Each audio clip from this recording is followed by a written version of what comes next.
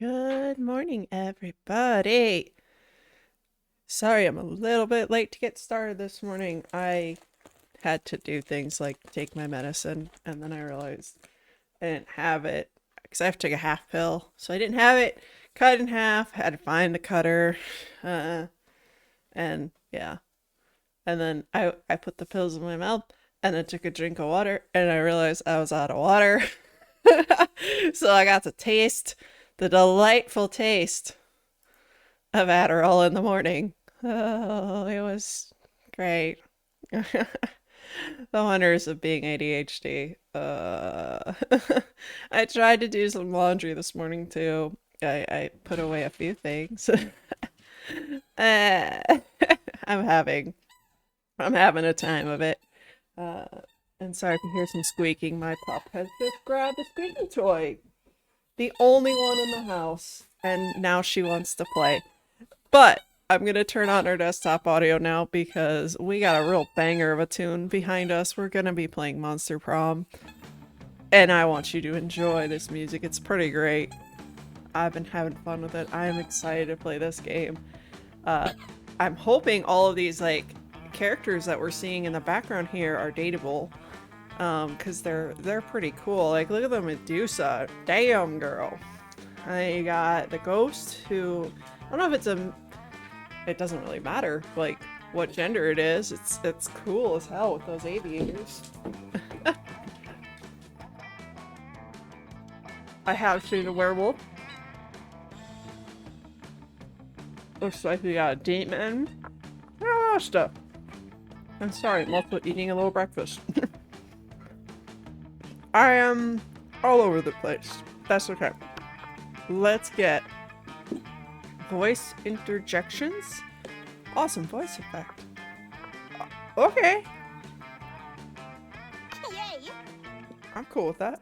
I guess that means, like, if you want the other characters to talk. Oh, this is multiplayer? I had no idea. This is so cool. Short game, full game, around 60 minutes. Wow. I had no idea what this game was like. I just figured it was a typical Atomi game type thing where you're in for about 6 hours or so. Let's do a full game for sure. Ah, spooky high school, the sweetest years of our lives.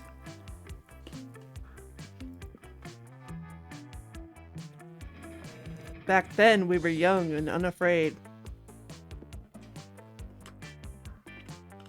Sometimes reckless, sometimes brilliant, sometimes just stupid, but always willing to live life to the fullest.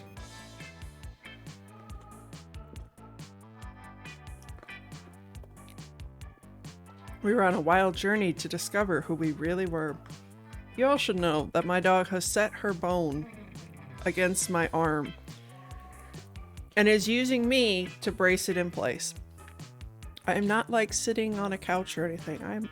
I'm actually on my yoga ball, so it's like suspended in midair. She's so funny. She like loves to use me. I feel used.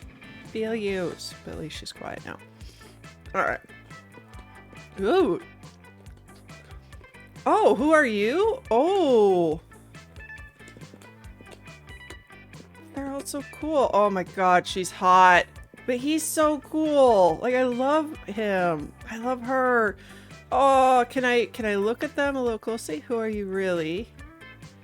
Pronoun? Oh, that's so cool. I love it. Any game that has multiple choices. Wait, what if I don't want...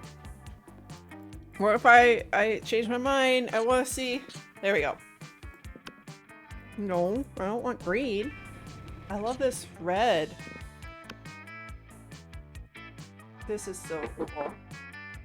I gotta beat her. She is hot as hell. Pun intended!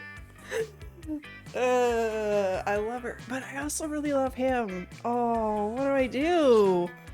She's adorable as well. He's really cool too. Like, he actually is freaking hot. They're all so hot and adorable. Okay, we'll play first game. We're gonna be this guy. The little shadow dude. We're gonna be a they. And Haas. Custom name. A. J. Yay. Okay. All right.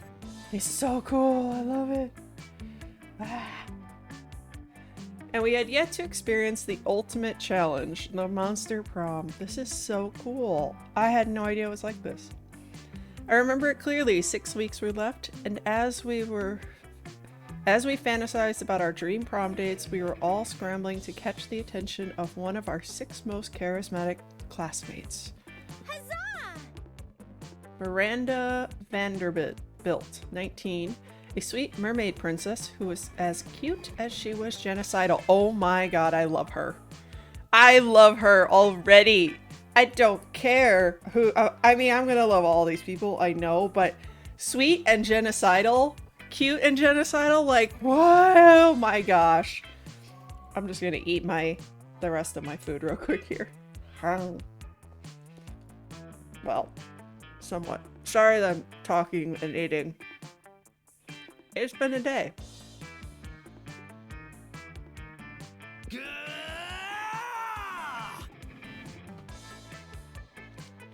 Damien LaVey, 21.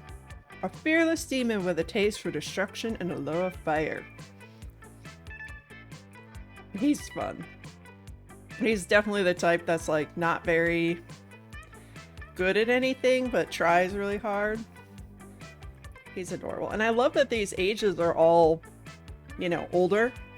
Right? Even though it makes it seem like it's high school. These are all, you know, relatively, you know, plus 18, which is great. Scott Hall, 21, a werewolf athlete who compensated for his rather small brain with a stupidly huge heart. Aww! He's adorable! He's a himbo! Oh, who doesn't love a himbo? A himbo werewolf really kind of works. Kind of makes sense.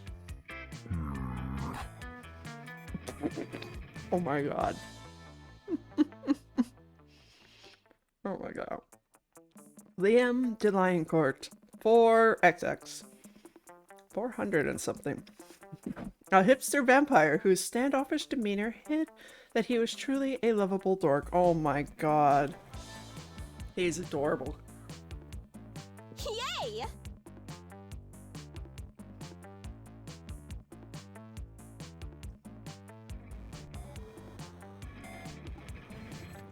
Polyice, 22, question mark? A party ghost with an insatiable hunger for all the wrong things. She is so cute. Oh my god. They're all so good. Oh my gosh. What? And Vera Aberlin, 23, a mean, self-made Gorgon with a merciless sense of business. I love it. Oh my god, every one of them is so good. This is definitely a game I'm gonna have to play like multiple times because it's so good. It was clear. It had to be one of them, but who? We only had 6 weeks to choose our prom date, and even more daunting, we only had 6 weeks to woo them and conquer their heart. But as I already said, we were young and unafraid, and we were ready to start.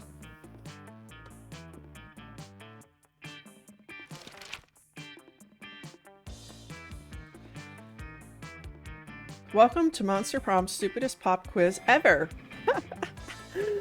I love it. Crazy exes, how to deal when they just won't go. Hot or not, take this quiz to find out. Teen Wolf Magazine. All minds are rotten, but they are rotten in so many different ways.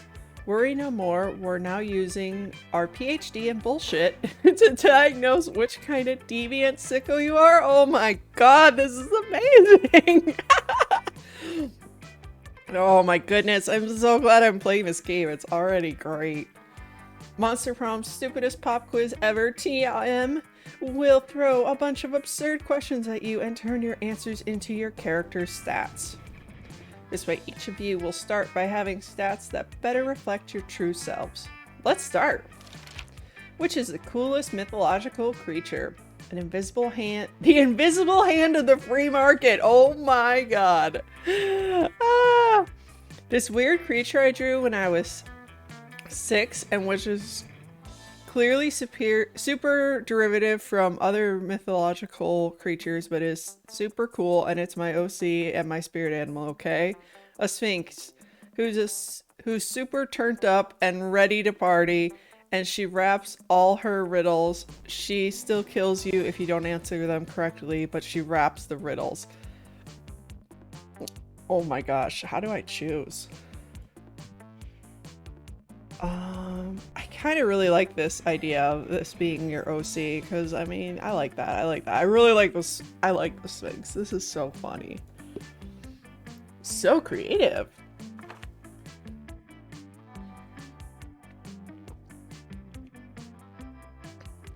Fanfic every Monday.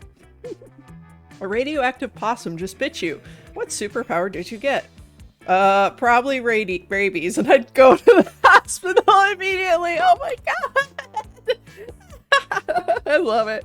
The superpower of always choosing the right combination of emojis to get the desired reaction from all people, seducing my loved ones, burning my enemies, settling any argument, and even conveying complex emotional thoughts. That's actually a really good superpower. I'd like that. The incredible power of writing fan fiction so compelling that the actual creators of the TV show decide to go with my ideas and crazy ships. Oh my gosh. Oh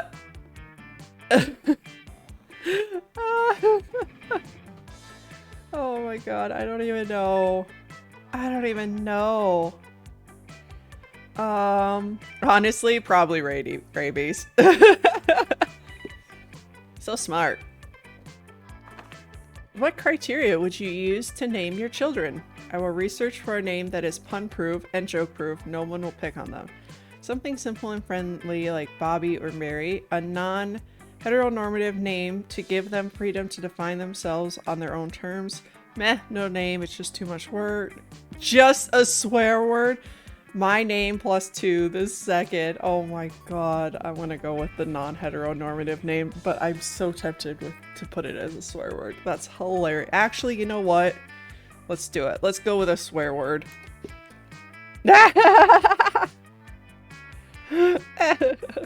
That's so funny.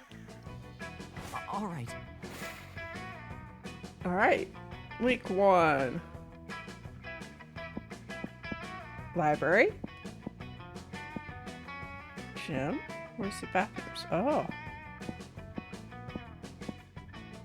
Okay. Smarts, boldness, creativity, charm, fun, money. So. We probably should go to class. Let's go to class, the library. Oh, outdoors. I kind of want to go to the outdoors.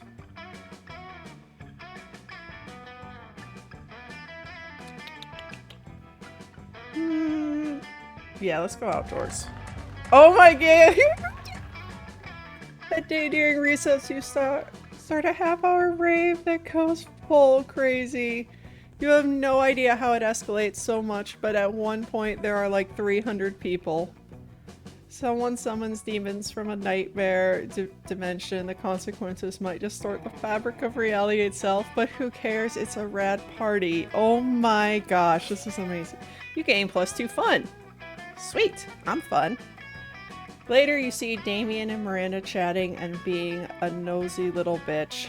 You decide to insert yourself into the conversation. Oh, I look forward to this adventure, So, is there anything more wonderful than getting insight into the lives of commoners? You better not pull that shit the whole time. My dads are lords of hell, you know. Technically, I'm royalty too. Are you, though? Damien rolls his eyes and turns to you. Miss Panthera paired us up for our hands-on homework assignment, going on an adventure. Apparently, I have some anger issues and a thirst for violence that should be channeling that I should be channeling into something productive. You know, I feel that. Like, a thirst for violence isn't productive in and of itself. Yeah, you're not wrong. You're not wrong. And I'm supposed to work on being more independent.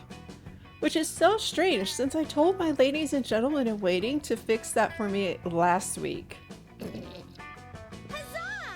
I wonder what sort of adventure might give us the wonderful experience we need to fix our perceived but obviously non-existent flaws. Oh my god, she's so oblivious. I love her.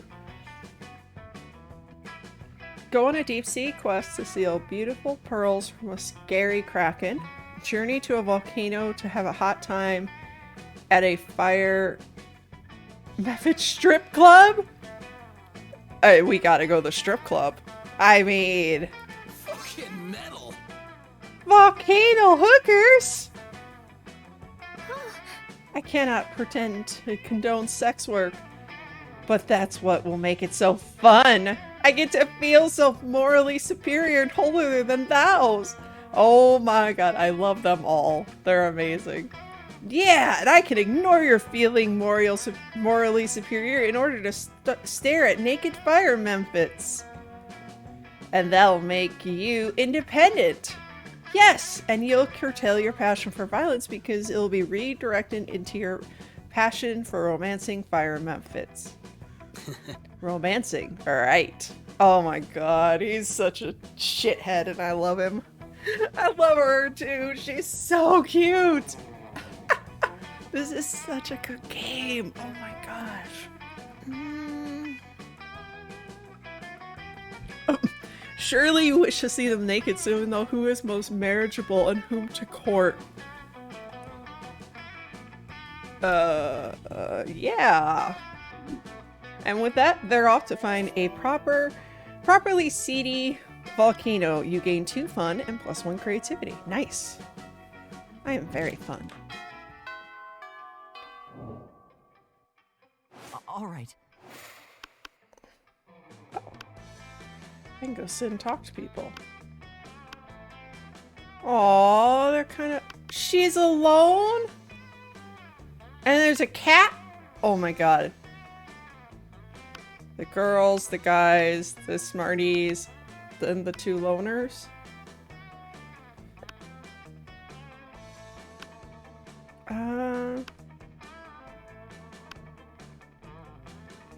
Do I go here? Or do I go here? Where should I go? I kind of want to go here. This will determine some of who I romance, though. My character, while non-binary, is a bit more guy-looking. Kind of want to go here. But I also kind of want to go here. Let's meet new people, though. Well, actually, none of these are going to be the ones we're trying for. We're trying for these ones, and these ones. Do we go see the himbo? Do we go see the cool ghost? Let's go see... We'll go to the boys this time. You find Scott and Damien immersed in their favorite mobile game, Pokemon's Go, based on the classic Pocket Humans. Oh my gosh. My Reginald Bosworth uses income tax audit! Oh my god, I have 0 regrets about this. Oh no, my Lindsay Roberts never saves receipts. It's super effective. Oh my god, this is hilarious. Oh. Haha, and now for the finishing blow. Wait, what? Reginald contracted lymphoma? Reginald lymphoma deals 500 physical damage to him and 999 emotional damage to him and his loved ones. Oh my god! This is so horrible and amazing. Woo! I win again. Why are all your Pokemon so unhealthy, Damien? Because I make them all smoke cigarettes and live next to toxic waste dumps, obviously. That's a problem. Maybe you should stop that. Oh my god, look at him! Look at him! Oh my god, he's such a himbo. Where's the fun in that? Let's have another match. What are you two nerds doing? Nerding around? Nerd up, nerds! Whoa, Scott, is that you? We didn't recognize you under all that nerdery.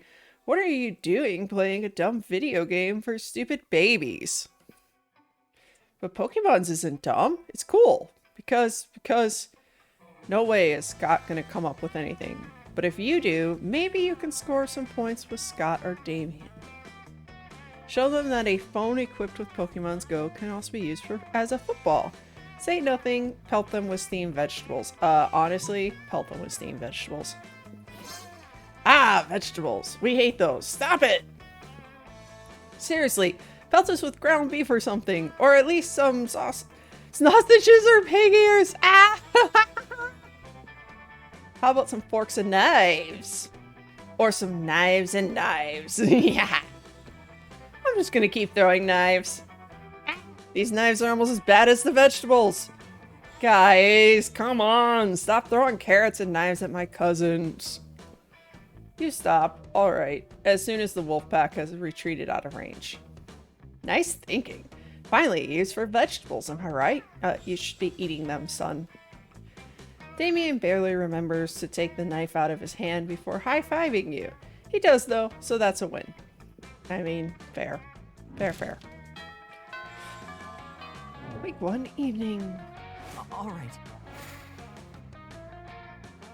Nice. So auditorium, you can hang out with the cat. Class, library, outdoors, gym, bathrooms. Is it weird that I kind of want to go to the bathroom?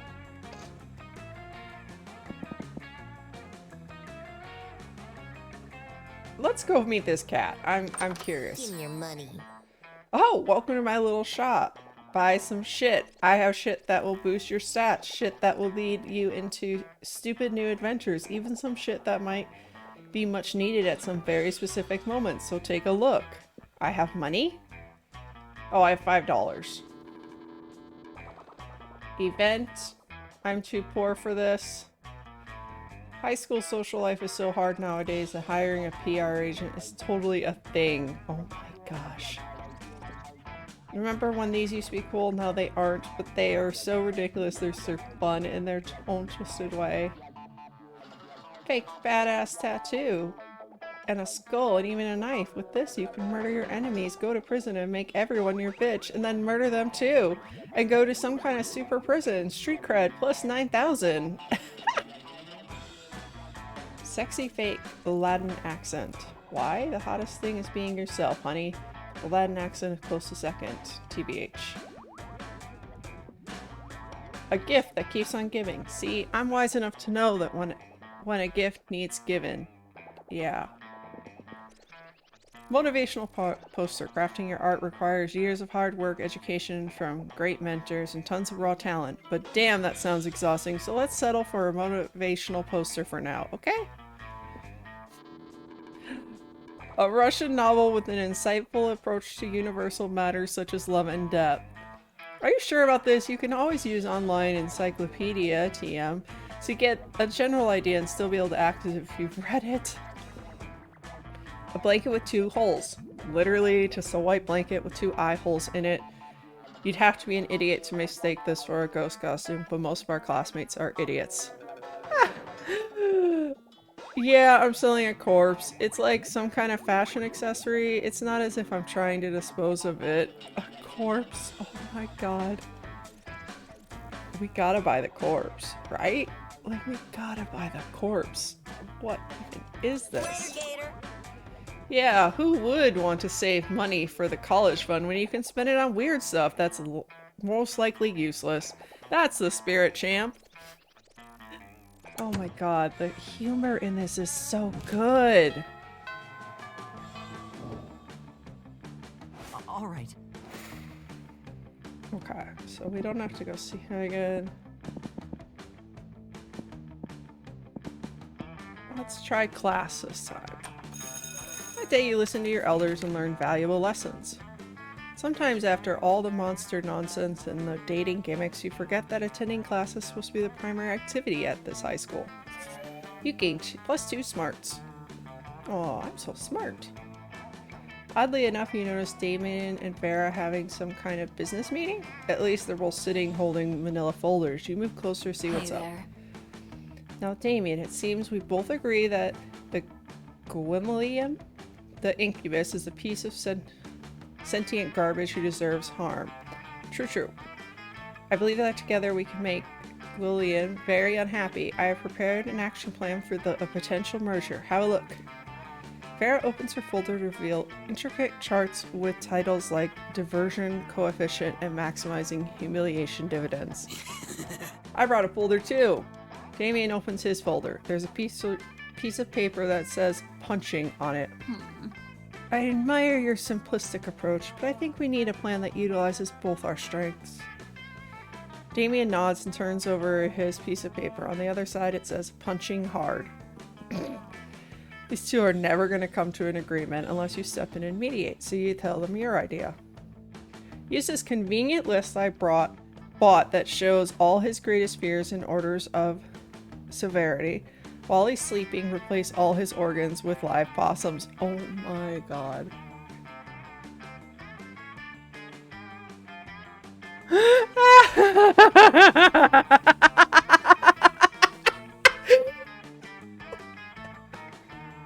Oh my god, it's so funny.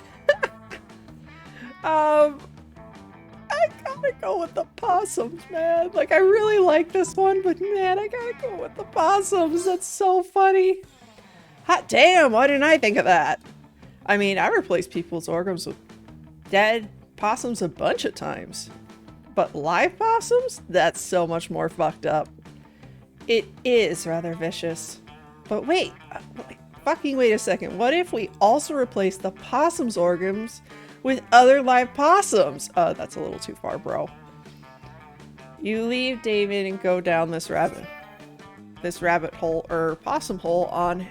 Oh, you leave Damien to go down this rabbit hole or possum hole on his own. The important thing is he's happy. You gain +2 boldness, +1 charm. Nice.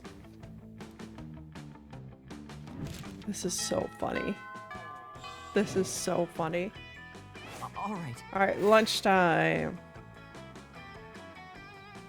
Ooh, now we get to meet some other people. Let's meet her. And we're with Damien. I think we're going after Damien this time. Just kind of happened that way. That's cool. I like that you can kind of like just be like, yeah, well, I found someone. Let's go with it. You arrive at your chosen table to find Damien dejectedly hefting a ball of mashed potatoes while Polly sadly passes her hand through the same. Seriously, what do we have to do to get a food fight started in this cafeteria? Oh my god, she's hot. She's hot. Holy fuck. I might have to romance her next. I honestly do not know. I tried throwing potatoes at people and yelling food fight, but I think everyone is too scared of me to fight back. And I can't throw any food because of my stupid ghost hands. Plates, mirrors, antique furniture, sure, but not food. That's so funny. There's gotta be a way to provoke a food war. My dads are always telling me to be more political. But we're not political. Your strength is hitting things and my strength is being unbelievably hot all the time. Oh my god. They're so cute. Unbelievably hot? That's it. We'll set the cafeteria on fire. Wait, no. That's not a solution. That's just arson. Why do I always jump straight to arson? Ah! Oh my god, this is so funny! What the hell is this? I love it! It's hard to watch them struggle through this by themselves, so you step in with an idea of your own. Wars are fought over scarce resources. Steal everybody's food and put it in a pile. That ought to do it. Hey Polly, you know how the Greeks fought a whole war over Helen of Troy's face? We just need you to get kidnapped by Trojans. I kind of love that.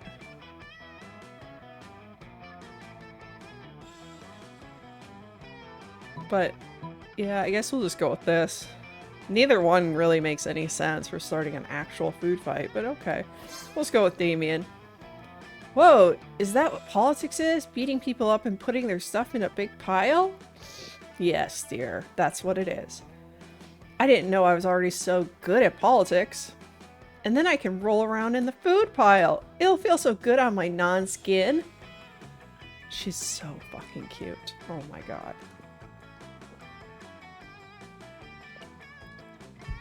Damien spends the rest of lunch piling up everybody's food in an enormous food mountain. Hungry students are soon swarming the mountain trying to grab what they can while Damien pelts them with fire and knives from above. In a panic, these students turn on each other, fighting with the only weapon they have, the food in their hands. Aha! Food fight! Food fight! I think a fight like this is how I died! Oh my god! They're so funny! Oh my god. I love it. The casualties are beyond counting, but no one will be forgetting that food fight anytime soon. This is so funny. I don't even know what to think. It's so good. Alright. Could go to the library. I really want to see the bathrooms though. Let's go to the bathrooms. That day you skip class and just hang out in the bathrooms because you respect no authority. I guess some people just want to watch the world burn by skipping class and hanging out in the bathrooms. Oh my god, look at the mushroom that looks like a penis. Death overrated. You give +0 shits, but you gain +2 boldness. Oh my god. While doing all that, you've been carrying your newly acquired corpse as if it was a totally normal thing to do. But some people seem to think otherwise. Oh no, it's the 4 most hateful people in school. Ugh. Why are you carrying a corpse, idiot? Psh, what a shameful display of distaste. Haha, yeah, what a noob. Carrying around corpses is for noobs. Ooh, a corpse. I love corpses. Also, I'm super drunk. Oh my god. Okay, the 3 most hateful people in school and Polly. As a school's social elite, we disapprove of this. I'm the head of the hierarchy and I can't condone such stupidity under our domain. I'm the taste of the hierarchy and I don't appreciate such puerile use of a corpse. Also, lesser known fact about corpses, they smell. I'm the fist of the hierarchy and I want to punch you because punching people is what I do. Hi. I'm Polly. Also, I'm like super drunk, so whatever Vera says. Or Vera. Yikes, despite your disregard for stupid social conventions and school hierarchies, you feel the urge to please them. Maybe because that's what this game is about. They broke the 4th wall! I love it! When you bought this corpse, Verily told you it was a fashion accessory and that she was absolutely not just trying to dispose of a body, but now you're starting to feel like she might have fooled you. No time to lose. How can you convince them that the corpse is actually a very hot fashion accessory? Trivia fact about fashion accessories. Most of them are worn on your head. Quick, put the corpse in your head. Shallow social creatures respond only to status. Rip the brand logo off the most high-end accessory you own and put it on the corpse. I'm kind of in for this. Not so wealthy. You quickly rip the logo off another piece of clothing and you had with you and put it on the corpse. Wait, look! The corpse is actually a Burger Queen? Damn, you're so poor your best piece of clothing is actually the paper bag from a fast food chain you sometimes use as a hat. So, you were going to eat this corpse? Ugh. Disgusting. Fast food companies, am I right? They're always finding new lows. Give me that. Damien takes your corpse and bites its arm. He chews for a while. You're completely right. It's disgusting. No seasoning and super dry. I bet it's not even gluten-free. So immoral. I always suspected AJ was into fast food and necrophilia. You have poor eating habits written all over your face. Still drunk! And so they leave alone. should be to leave you alone with your corpse. This is the worst day ever. Also, Damien's right. The corpse is kind of under-seasoned and dry. You lose -2 fun and 1 charm. That stinks. Stupid corpse. I hate you. All right. I need money. How do I get money? Should we go to the library? We haven't been there yet. Let's go there. That day you spent some time on the library's PCs mining some bitcoins. Oh my god. This is supposed to have something to do with algorithms and the rise of cryptocurrency, but you guess that nobody actually has any fucking idea how it really works. Man, that's true. Anyways, you gained 2 bitcoins, which is equal to $2 million, which unfortunately equals to 2 monster dollars, so plus 2 money. Oh my god, at least I got some money. You see a truly rare sight. Vera and Damien are sitting behind a PC speechless. Wait, Metal. did we just rig an election in the Midwest?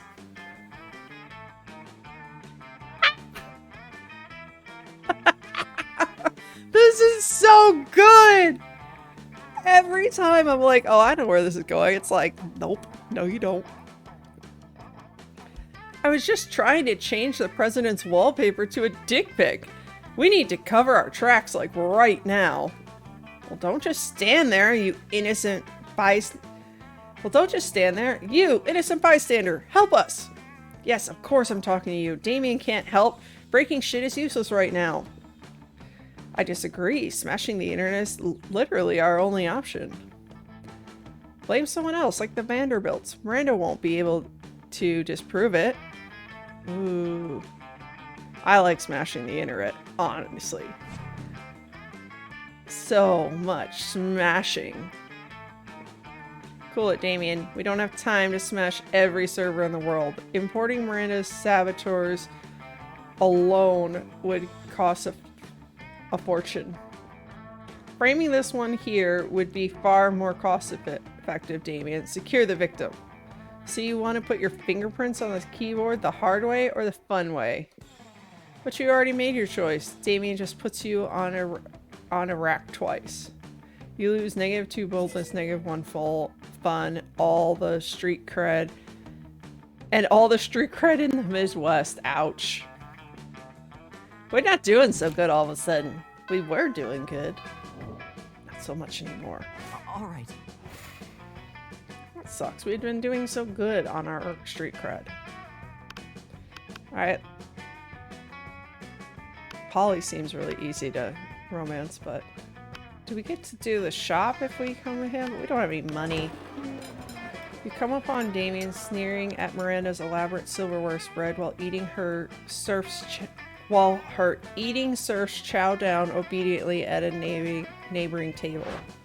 I still don't get why you collect all these stupid forks and spoons and shit. Look how cute she is! Oh my god. I mean, even the knives don't really look that deadly. Silly boy, this silverware is not for killing. Things can be for stuff other than killing? That's lame as hell. It's basically useless. And I mean, you don't even eat. Your serfs do it for you. Well, of course they do. But they're not using any of your silverware. Naturally they aren't. Serfs must eat with their hands as befits their lower class. Oh my god. She's horrible and amazing. So you're saying this silverware collection has no practical purpose? Things have practical purposes?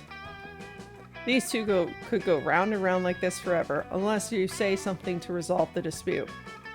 Damien's right, Miri.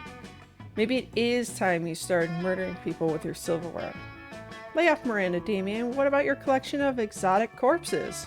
Wait, he gave me shit for corpses. We're gonna go with Damien. No.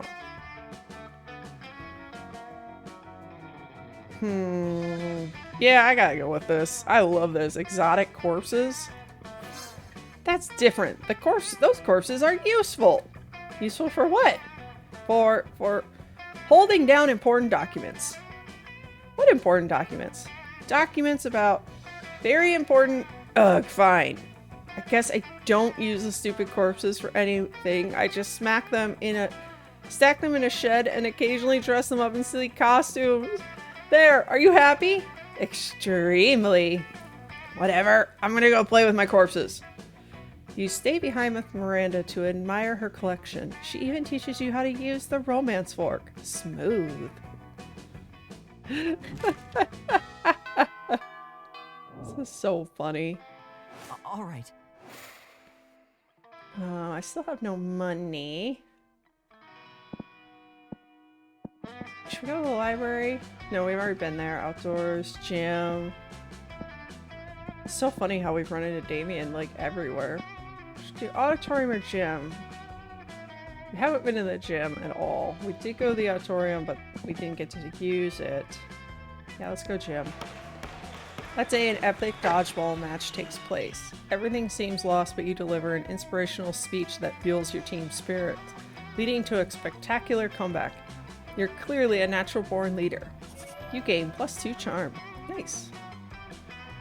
You join... How do we keep ending up with Damien? Oh my god. You join Miranda and Damien's team for a game or two. It goes differently. Come on, shitdicks, face the power of hell. Paint this battlefield red, Damien. Grind them all into thin red paste. Oh my god. You express your worry and confusion over the number of corpses in the gym. Isn't this supposed to be a friendly game? Friendly? What the fuck is friendly? I only have 2 words in my vocabulary. Kill and murder. Honor, glory, feudalism. These are the words we will fight for. These are the words we will die for. Whoa, you didn't sign up to die. You gotta stop this before it turns into an FPS or something. Get off my nuts, narrator. You don't understand the ancient reasons for dodgeball slaughter. Many died before us, but we won't waver. Guys, it's just dodgeball. Let's throw the ball and have fun. No, we are saying get off my nuts, narrator. That's so right. That's right. I am the narrator and I'm sick of your shit. Oh, what's this? Looks like the opposing team had reinforcements the whole time. 15 orcs, 3 bears, and 100 goblins, and a dragon that's also a matching gun somehow. Yeah, it turned out that the narrator had more power than expected, huh? Should have thought of that before you fucked with me. I won't even give you the pleasure of narrating this bullshit. You wake up in detention, your team has lost, everybody hates you, and I'm making you lose -3 boldness so this doesn't happen again. That's unexpected, but amazing. Oh my god. I feel like we're gonna fail to get any dates, and I don't even care. This is so funny. Alright. Let's go to the auditorium this time. That day, while rehearsing for the class play, it's as though the muses themselves had descended to give you a figurative blowjob.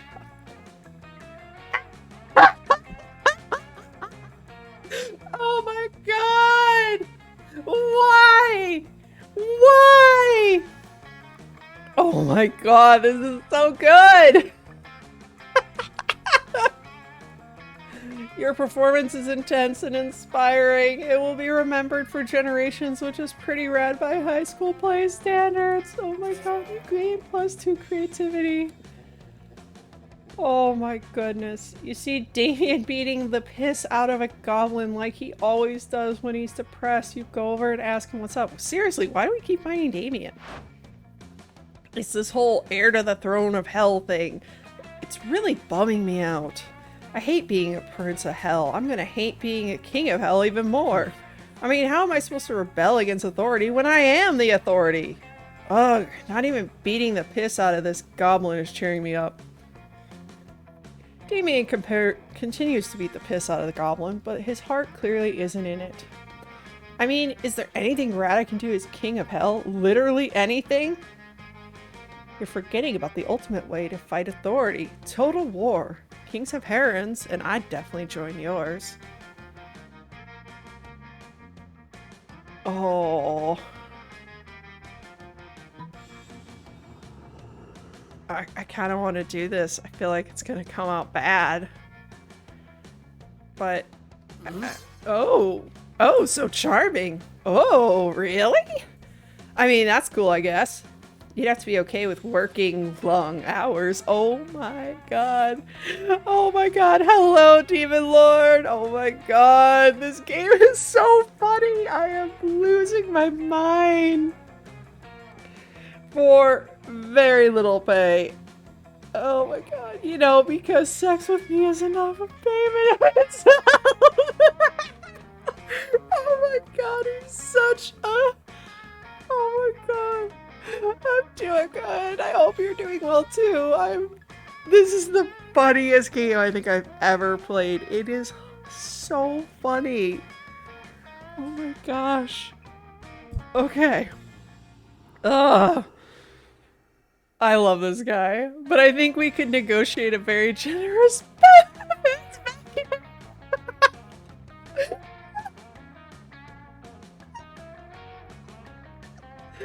Oh my god!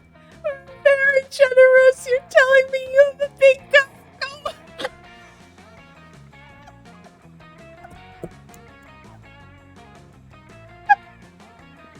You know what kind of package you're interested in? You gain +2 photo watch.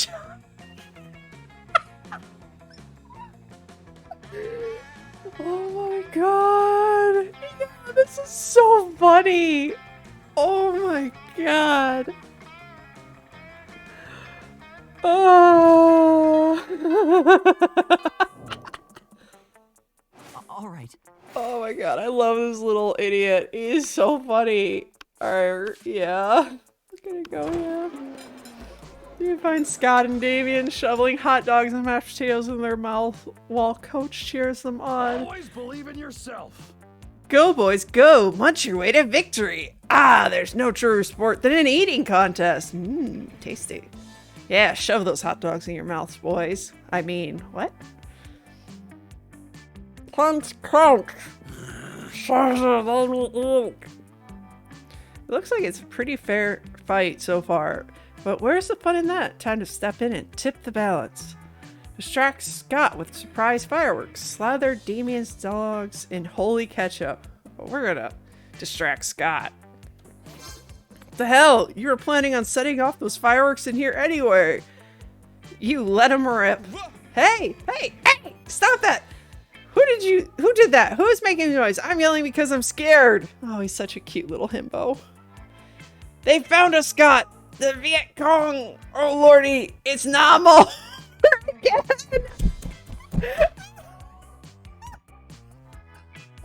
What is this game? It's hilarious! Scott and Coach flee the cafeteria. Damien lets out a sigh full of equal parts relief and mashed potatoes. Ugh, thanks. I was just eating like I normally do when these two idiots come over and turned it into a sport. It's not my fault I eat so fast. I've got a literal furnace in my stomach. Oh my gosh, this is so funny. Damien lets you have some of his half-chewed hot dogs. Nice! Someone say that's almost like making out with him.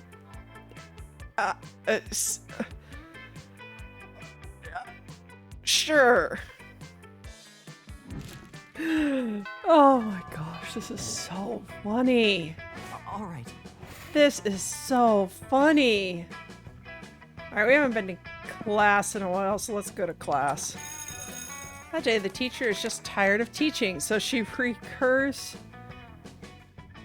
to the class technique of not giving a shit and putting on some kind of historical TV show for you to watch. Yeah, honestly. Oh my god, look at his little shadow friend on his shoulder. Look at it, it's so cute. Oh my gosh.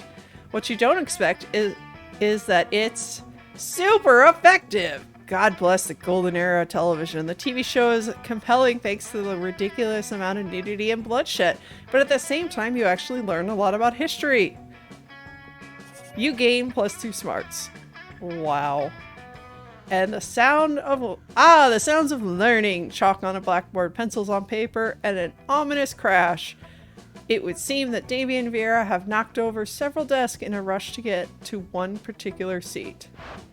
Listen, snakes for brains, don't you dare even think about Back off, Brimstone Breath. I will turn you into stone before you can snap your oddly well manicured fingers.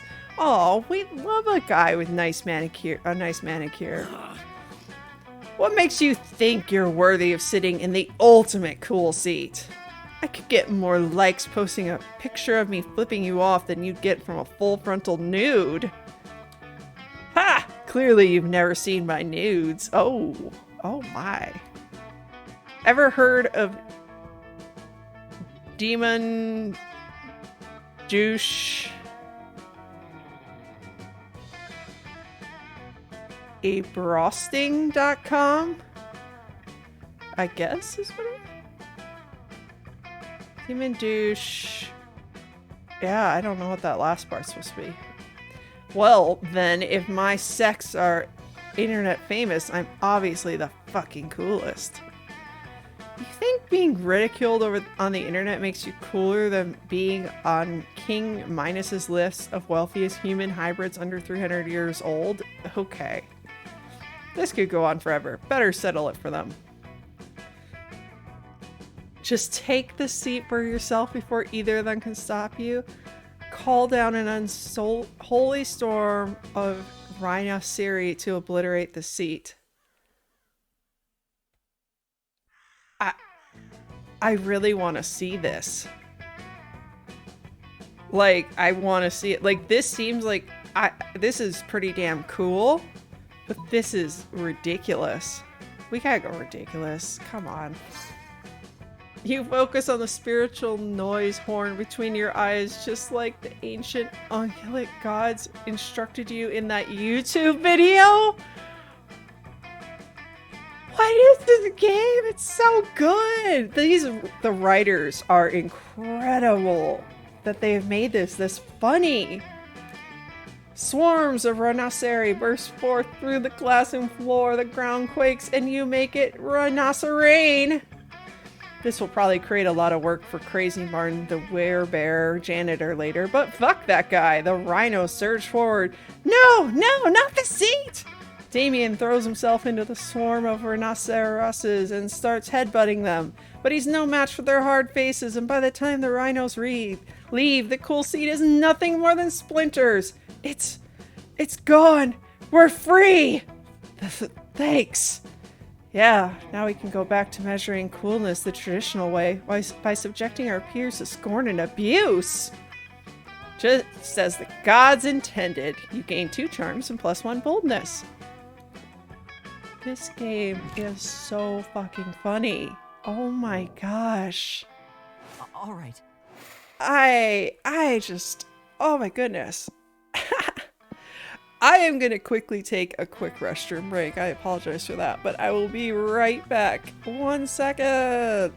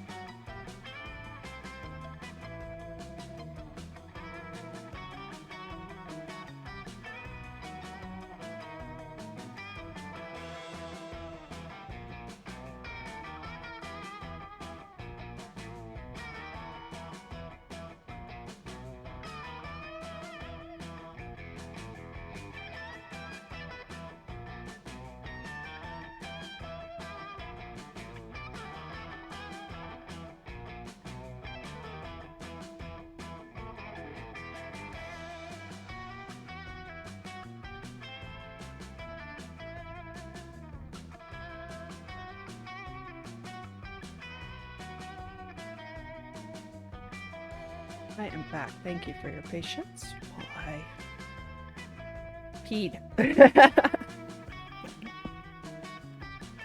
Alright. Should go to the library? We haven't been outdoors in a while. Oh, we start another rave, apparently. We're good at that. You're casually chatting with Juan, the small, magical Latino cat. Oh my god, it's Puss in Boots. You start telling him that hilarious story of what happened last summer at Monster Cat. You know which one, the one involving the beehive, the hotel, the president, the penguin mask, and the mystery of the Goblin King? Oh my gosh! Slowly, lots of people start joining you to hear the story. By the time you say you were the Goblin King... Oh, you say where the Goblin King was, 100 people or so burst into hysterical laughter. You turn on a mobile app that captures all the laughter and it turns into +2 fun. Oh my goodness. Damien's just minding his own business, clotheslining people when suddenly a loud siren goes off up above you. It's the Slayer. She's on the roof of the school holding a megaphone and she's looking right at Damien. Prepare to die! What's up, ball sack? Put this in your horn and smoke it. Yo mama's so fat when she possesses someone they don't need an exorcism. They need liposuction. Oh yeah? Well... Damien's stuck. It's up to you to figure out a comeback. You lean over and whisper in his ear. Yeah, mama's so poor she can't even sell her soul because she's only renting it. Fuck you, Van Helsing looking piece of shit. Oh no, we're going with the... we're going with that. Oh yeah? Well, your mama's so poor she can't even sell her soul because she's only renting it.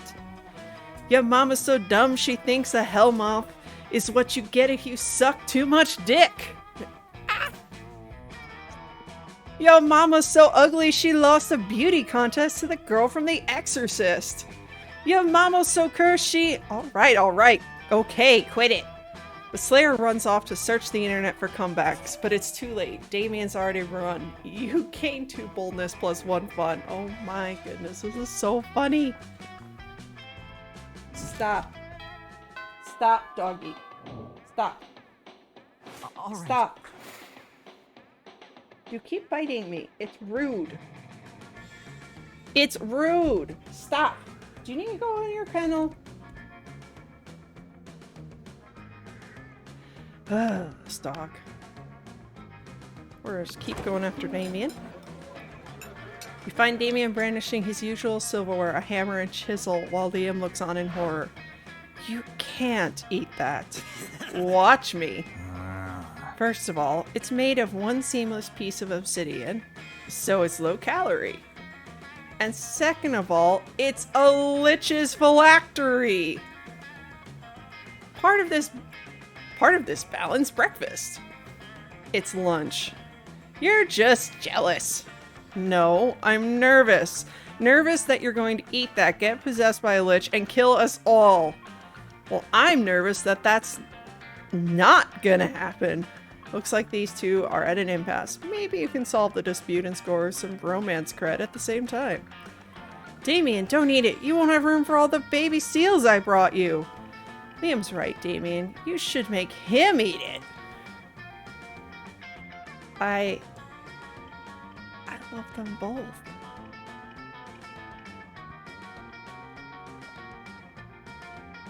Except for I don't have any baby seals. So... Oh yeah, of course. I forgot about the golden rule. Do unto others whatever the hell you want because it's funny. What? No! This is an outrage. I don't even eat food, let alone inedible objects infused with Eldritch magic. Well, there's a first time for everything, Draco loser. Down the hatch. Damien force feeds the dread artifact into Liam. He's instantly possessed with a dark energy, as opposed to his normal morose energy. I am the Lord of Night, the hair search of ice, devourer of joy. Haha, what a nerd. Liam has to go to the nurse's office to get the curse removed, while you and Damien rob a bank to celebrate. Yes! Yes! I love it! This is hilarious. Oh my gosh. All right. I don't know that I've ever seen such a funny game. Should go to class. We haven't been to the library in a while. Let's go to the library. Oh. That day you spent some time on the library PCs managing your start kicker. I guess this is how you make money as the library. You just see lots of people with a sensationalist video and impossible promises. Nice. You gain plus 100,000 money, but almost everything goes to cover costs and you only keep +2 money. Seems to like that. Minding your own business when Damien comes rushing through, punching everyone who's minding their own business. Fuck! I'm so angry! I'm so angry I want to pull my own skull out and eat it! I'm so angry I want to set the school on fire and then punch the fire in its fucking face! I'm so angry I want to spend years accumulating political capital so I can become the president and then use my nuclear codes to blow up the sun! And you! You're standing in my way! Move before I punch you so hard you'll remember with melancholy the times when you could move without all your bones hurting! Oh no. Violence incoming. Think fast. Joke's on you, pal. I'm a pragmatist. I avoid any kind of idealization of the past because it has no use and therefore I refuse feeling any kind of melancholy. No time to think of anything clever. Start dancing for no reason. Honestly, yeah. You have no idea what to do, so you just start doing a silly dance. What's this? A fucking dance-off? I'll show you a fucking dance-off, noob. I'm a fucking deadly ninja on the dance floor. Yeah, Damien made it to Oberon. Make the Oberon house proud. What? Unexpectedly, Damien starts voguing fiercely, and he has quite the moves. All your classmates start chanting, "Dance off, dance off." Damien's voguing is so intense it crushes you to the point that's even worse than getting beaten by him. Well, it seems that in the end you actually didn't know how to move. Paris is burning, motherfucker. Damien out. He's so fucking cool. Oh my god. Damien leaves you a sad, boneless pulp on the floor. You lose -2 boldness, -1 fun. Oh my gosh, this is so silly. Ah, I lost points. And I don't regret it. All right. Alright, where should we go? Bathrooms? Gym? Outdoors? Library class? Class has the shop, but I have no money. Let's go to the gym. That day, an epic dodgeball match takes place, but the match isn't as important as the human interactions within it. You're at your peak when you decide to go for the overkill and wink at one of your teammates. He's totally mesmerized. It's the most epic wink ever. Damn, you know how to win over people's hearts. You gain +2 charm. You see Damien's about to punch some noob when suddenly a dimensional portal opens between the two of them. Yo! Hey, what the hell? I was about to punch that noob. Wow, look at this Chad. There will be plenty of noobs to punch, my fearsome paramour, when you are mine. Oh, I sense a rival here. Get out of here, Chad. What? I have traveled across time and space to find a fit commander for my armies and for my bedroom. Oh, you want me to come over to your kingdom so we can kill people and fuck? I wouldn't put it quite so crassly. Fucking Well, I would, and that sounds doper than hell, which isn't hard because hell is lame, but still! But if Damien goes to another dimension to fucking kill people, how will he fucking kill people with you? There's only one thing to do. Defeat the prince's entire shitty army using nothing but a colander and a grapefruit? Show Damien a picture of the prince's armies wearing clown shoes and assless chaps. I'm gonna defeat him with a colander and a grapefruit. I don't know how I'm gonna do that. Armed with your trusty colander helm and furious grapefruit, you charge through the rift and directly into a fully armed battalion of extra-dimensional orcs. They spend the next several hours cutting you up and feeding you to yourself. When you finally manage to piece your body back together and make it home, Damien is already drawing up battle plans with the prince. Dude, your army is so incredibly sick. Did you see what they did with that pathetic loser? To that pathetic loser with the grapefruit? I did, my love. I did indeed. Why did you go into this battle with nothing but a kitchen implement and a piece of fruit? Why didn't you bring weapons? You lose -2 fun. I hope I don't lose. I was trying to be funny. All right. And OP. What are you doing? You mess with me and then you try to sit at my table?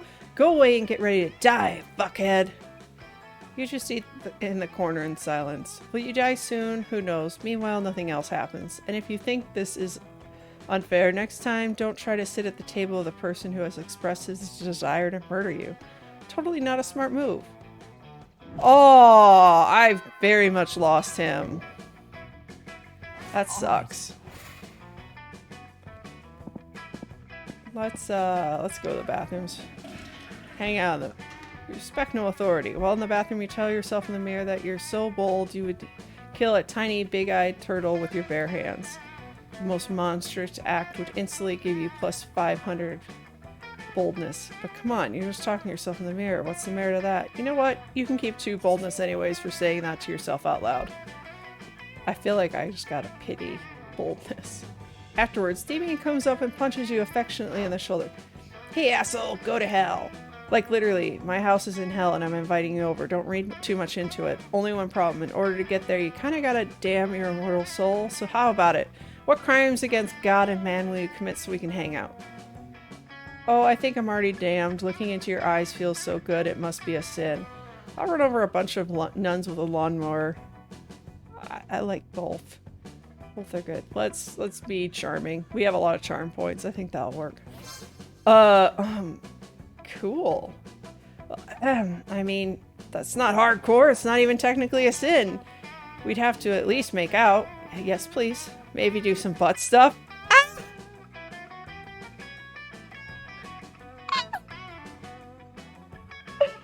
This is so good. Oh my god. I need to play this multiplayer. Oh my gosh. I don't even know. This is so funny. Oh my god. God seems to hate buff stuff for some reason. Don't look so fucking excited. This is just so we can hang out. I take no pleasure in this. You're pretty sure you take some pleasure in this, and you definitely do. You gain +2 fun, +1 boldness. Oh my god. The monster prom date approaches. Who will you ask to prom? There's only one choice. What's up? Ask Damien to prom. Yes. All right. I mean, I've offered to do butt stuff with him, so... You finally pluck up your courage and ask your beloved to go to monster prom with you. Prom? With you? How can I put this delicately? Fuck no. What? Loser. Failing at monster prom broke the essential process of growing up in your life. You became fixated on it, you never became a functional adult. Now you're just an old person that sits at parks and talks to strangers about the time you almost got a date to the monster prom. It is as weird and sad as it sounds. Most likely to be Raisgard, the space goddess of illusion, in disguise is actual fire an acceptable option for a quote? Oh my gosh. I kind of want to do that again, like exactly the same, but just like blitz through and actually like earn his favorite. Those 6 weeks were maybe the most epic and absurd weeks of our lives. After the monster prom, we kept living our lives, falling in love, battling for friendships, and learning about who we were and who we could be. And you know what? Like it always does, life happened, and that it was wonderful. Damien became an interior designer specializing in torture machines. Last month, Vogue magazine called his products the refined marriage between macabre and chic. Miranda used her vast knowledge of surfs to get a job handpicking the best surfs for other people. Unsurprisingly, she ended up leaving her surfs to do the work. Scott became a world-renowned athlete, but he ended his career to come back to his hometown and take on the job of the athlete he admired the most.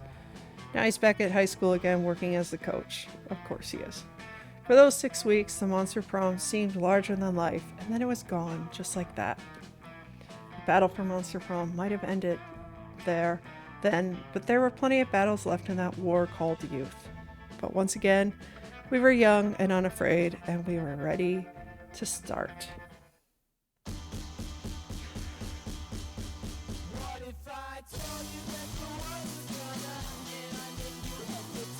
Man, this music's a banger.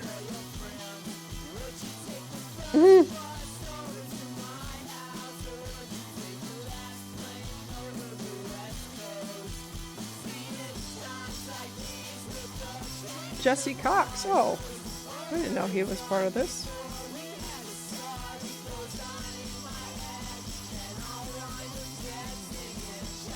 This is so funny.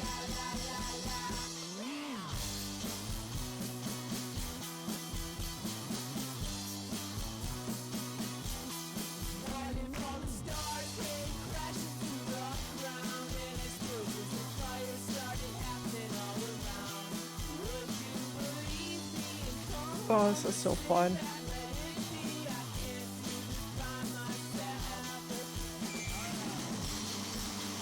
Stage prop, $15.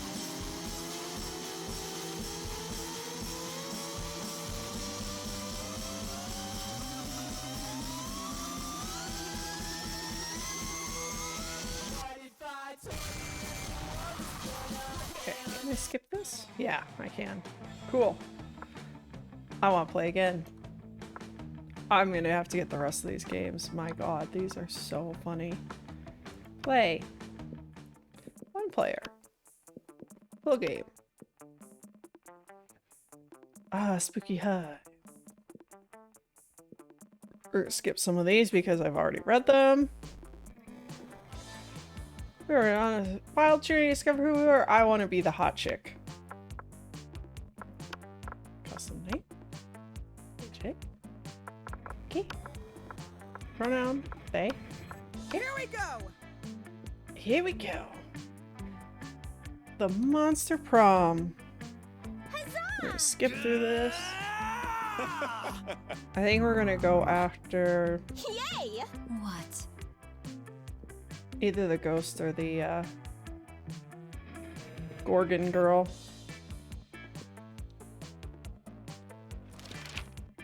Monster Prom, stupidest quiz ever. I wonder if these questions will change this time. Democracy is just broken. What would be the best way of choosing the leaders of modern society? You put all the candidates in an empty room with a wild grizzly bear. Whoever kills the bear should be our president. If everyone dies, then it's obvious the bear should be our president.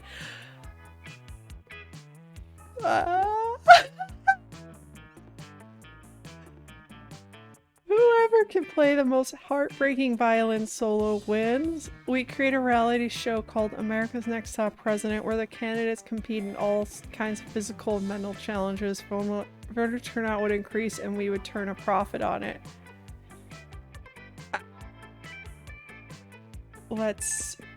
I think we want to go with money because of our girl.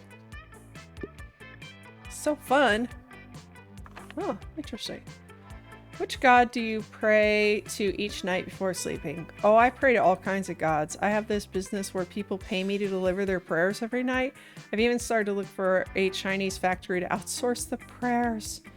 Praying is for fools. I took compromising pics of a god molesting a tree and now I black him for whatever I want. A lot more effective. Praying is kind of lame. I have a group text set up with some deities, Dionysus, bested Loki, coolest cats in town. Do I blackmail or do I do the business? I think let's do... I like the underhanded thing. That's fun. Smart. Wealthy would have worked well, but that's okay.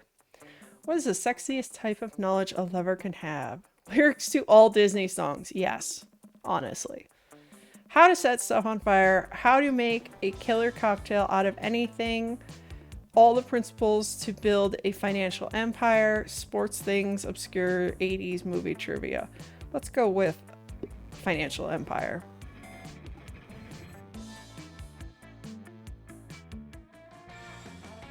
Let's Alright. do this. Where should we start? We started outdoors last time. Auditorium, class, library. I think we'd have the best chance of finding our girl, the Gorgon girl, probably in the library or class, but probably the library. That day you spent some time on the library's PC playing some good old online poker. Gambling seems like a stupid and dangerous decision, but who cares? This time it paid off, so fuck it. You gain +2 money. Nice. After you're walking along when suddenly a car skids to a halt just in front of you. It's not the most logical location for a speeding car to barrel through, and yet here we are. Vera and Damon hop out. The work isn't bad, it's just not at the level it needs to be if you want to win this all-star drag race against a real badass hunk of metal. What's your plan to win, Damien? Just drive your car really, really, really fast? Of fucking course it is, Vera. That's literally how straight racing works. And that may have won you the crown in the past, but it won't work against Justin Darrington, Damien. He's driving a Thunderfuck 5000. And I'm driving Nancy, pile of shit I lovingly cobbled together out of every car I've ever destroyed, either in a race or just literally destroyed via arson or whatever. And Nancy can take on anyone, anything, anytime. The Thunderfuck 5000 is an electric car. Nancy runs on the juice of literal, actual dinosaur corpses. What could be more badass than that? So pathetic. I don't know. Maybe running on pure lightning? Nancy is a piece of shit, Damien. Deep down, don't you know that she does not have what it takes to win us this thing? Seems like this drag race is pretty important to the two of them. And that they're not going to come to an agreement on their own. Looks like it's up to you to be the voice of reason. You know, I wonder if by taking that quiz, whichever one you get a hard on first, like, you know, you answer that question, the third question on, they're going to show up anywhere. And the secondary character is just the one that can change. And you, like, can kind of choose your direction from there. Interesting. Attitude is everything, but Nancy will never embrace her inner fierceness with all of Vera's criticism. Come on, Damon, let's give the car a makeover. Very right, Nancy is amazing, but she can't quite make the grade. We need to crossbreed her with a faster car. Let's go with Vera. Perfect. Great. We can get a brand new qualified race car, and Damien can still feel like his shitty subpar car is useful. Nancy's a thing of beauty and grace, Vera, but as long as her genes live on in whatever machine I drive to victory, the plan is A-okay by me. The three of you get to work setting up what could easily be considered one of the most impressive and high-tech car cross-breeding programs in the country. You find a very shiny red electric limousine to serve as Nancy's stud and start the breeding process alone. You're actually breeding cars! Ah! So funny!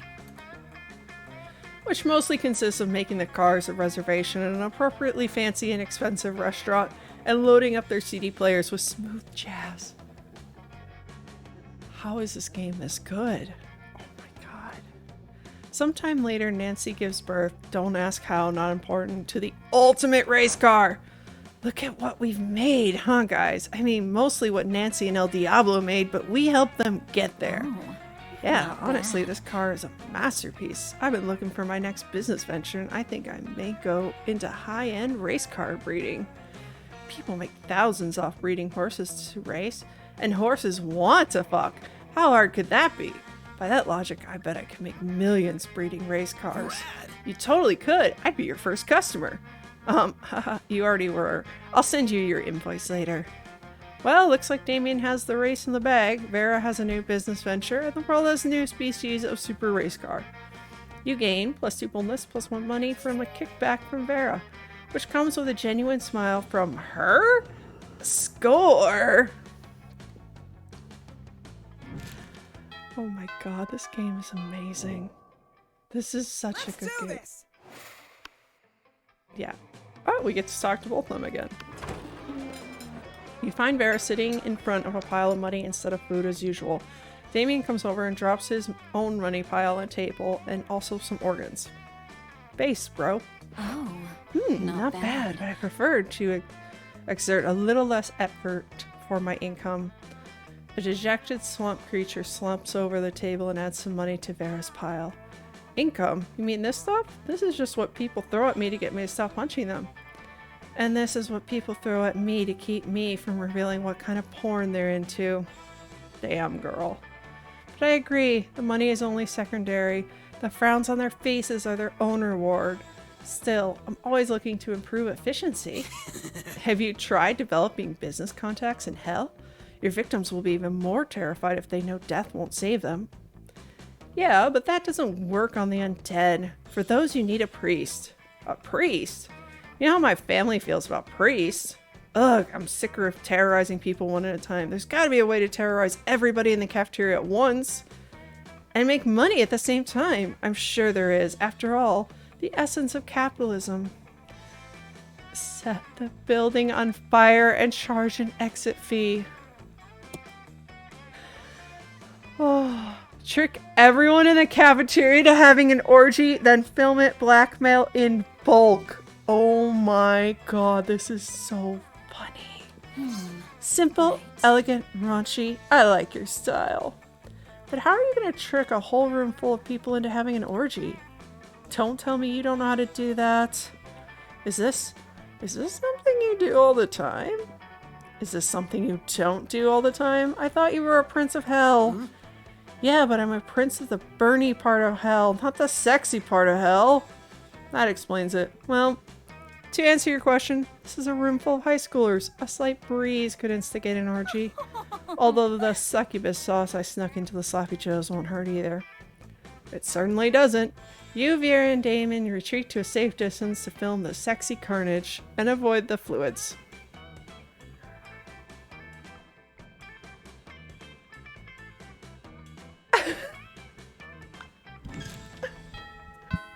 Oh my god. What is this? It's so funny. Okay. We have money, so we could buy some stuff. Same time, we could go get some more. I would rather get some other stuff first. Fun, money, creativity. We probably need some boldness. And charm would be good. I think you get charm pretty good. Get fun outdoors. Charms seem to happen at gyms, so let's go there. Damn, I'm hot. Let's say an epic dodgeball match takes place. Everything seems lost, but you deliver an inspirational speech that fuels your team spirit, leading to a spectacular comeback. Clearly a natural born leader. You gain 2 charm. Perfect. You spot Vera and Polly discussing something. You've got to get in on this conversation. It's bound to be something nasty. Hey. What? What? Are you going to that party tonight at Dale the Mummy's crypt? The dog star has aligned with Venus or something, so his parents are beings of pure energy for the weekend. He's got the place entirely to himself. I might stop by. Yeah! Yay! Okay, so listen, Scott's gonna be there too, and I totally want to spike his drink. Bad. Now I'm interested. What are you thinking, laxatives or Viagra? Lame. Gross. I was thinking fun, like something fun, like shrooms. Mediocre. Shrooms won't even dissolve in his drink, you idiot. You there, back me up on this. What do you think we should put in his drink? Yeah, make it something fun, like shrooms. Moonroot, it induces werewolf transformations. He'll be a literal party animal. Do you want to make him a laughingstock? Use that flower that makes a person fall in love with the first thing they see. We can make him fall in love with a chair or houseplant. I like this. Not so creative. Oh, you mean the love and idleness? The one the fairies use on each other whenever they're having an argument? I can't think of anything more perfect. I'll have my man in the Fey realm send over a case of it. But the next day, you couldn't have given me some kind of signal? Anything? Dude, I didn't know you were going to be coming down the stairs right when Scott opened his eyes. And I definitely didn't know that he would fall in love with just your leg. I mean, I've had my leg humped before, but to completely ignore me while he was doing it. I know, rude. Well, it's not really his fault. He's just a big dumb werewolf after all. pathetic. The real blame lies with this idiot. Idiot is you, idiot. You lose 2 smarts and 1 charm. But she still seemed to like our plan. Let's do this. Okay. go to class. Auditorium. This will give us creativity. This will give us smarts. We need smarts.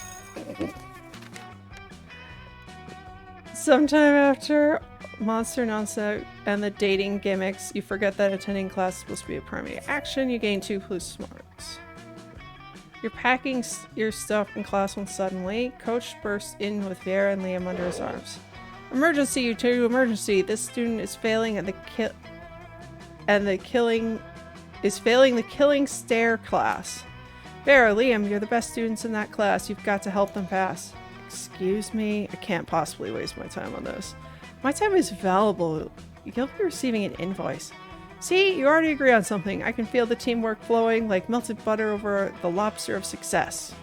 And because motivation is the carrot on the stick of victory, I'm going to lock all 4 of us in the classroom until this student gives us the best killing stare in the whole school. Ugh. Okay, show us what you've got and do it quickly, alright? You're ready to give your best killing stare. You focus as hard as you can.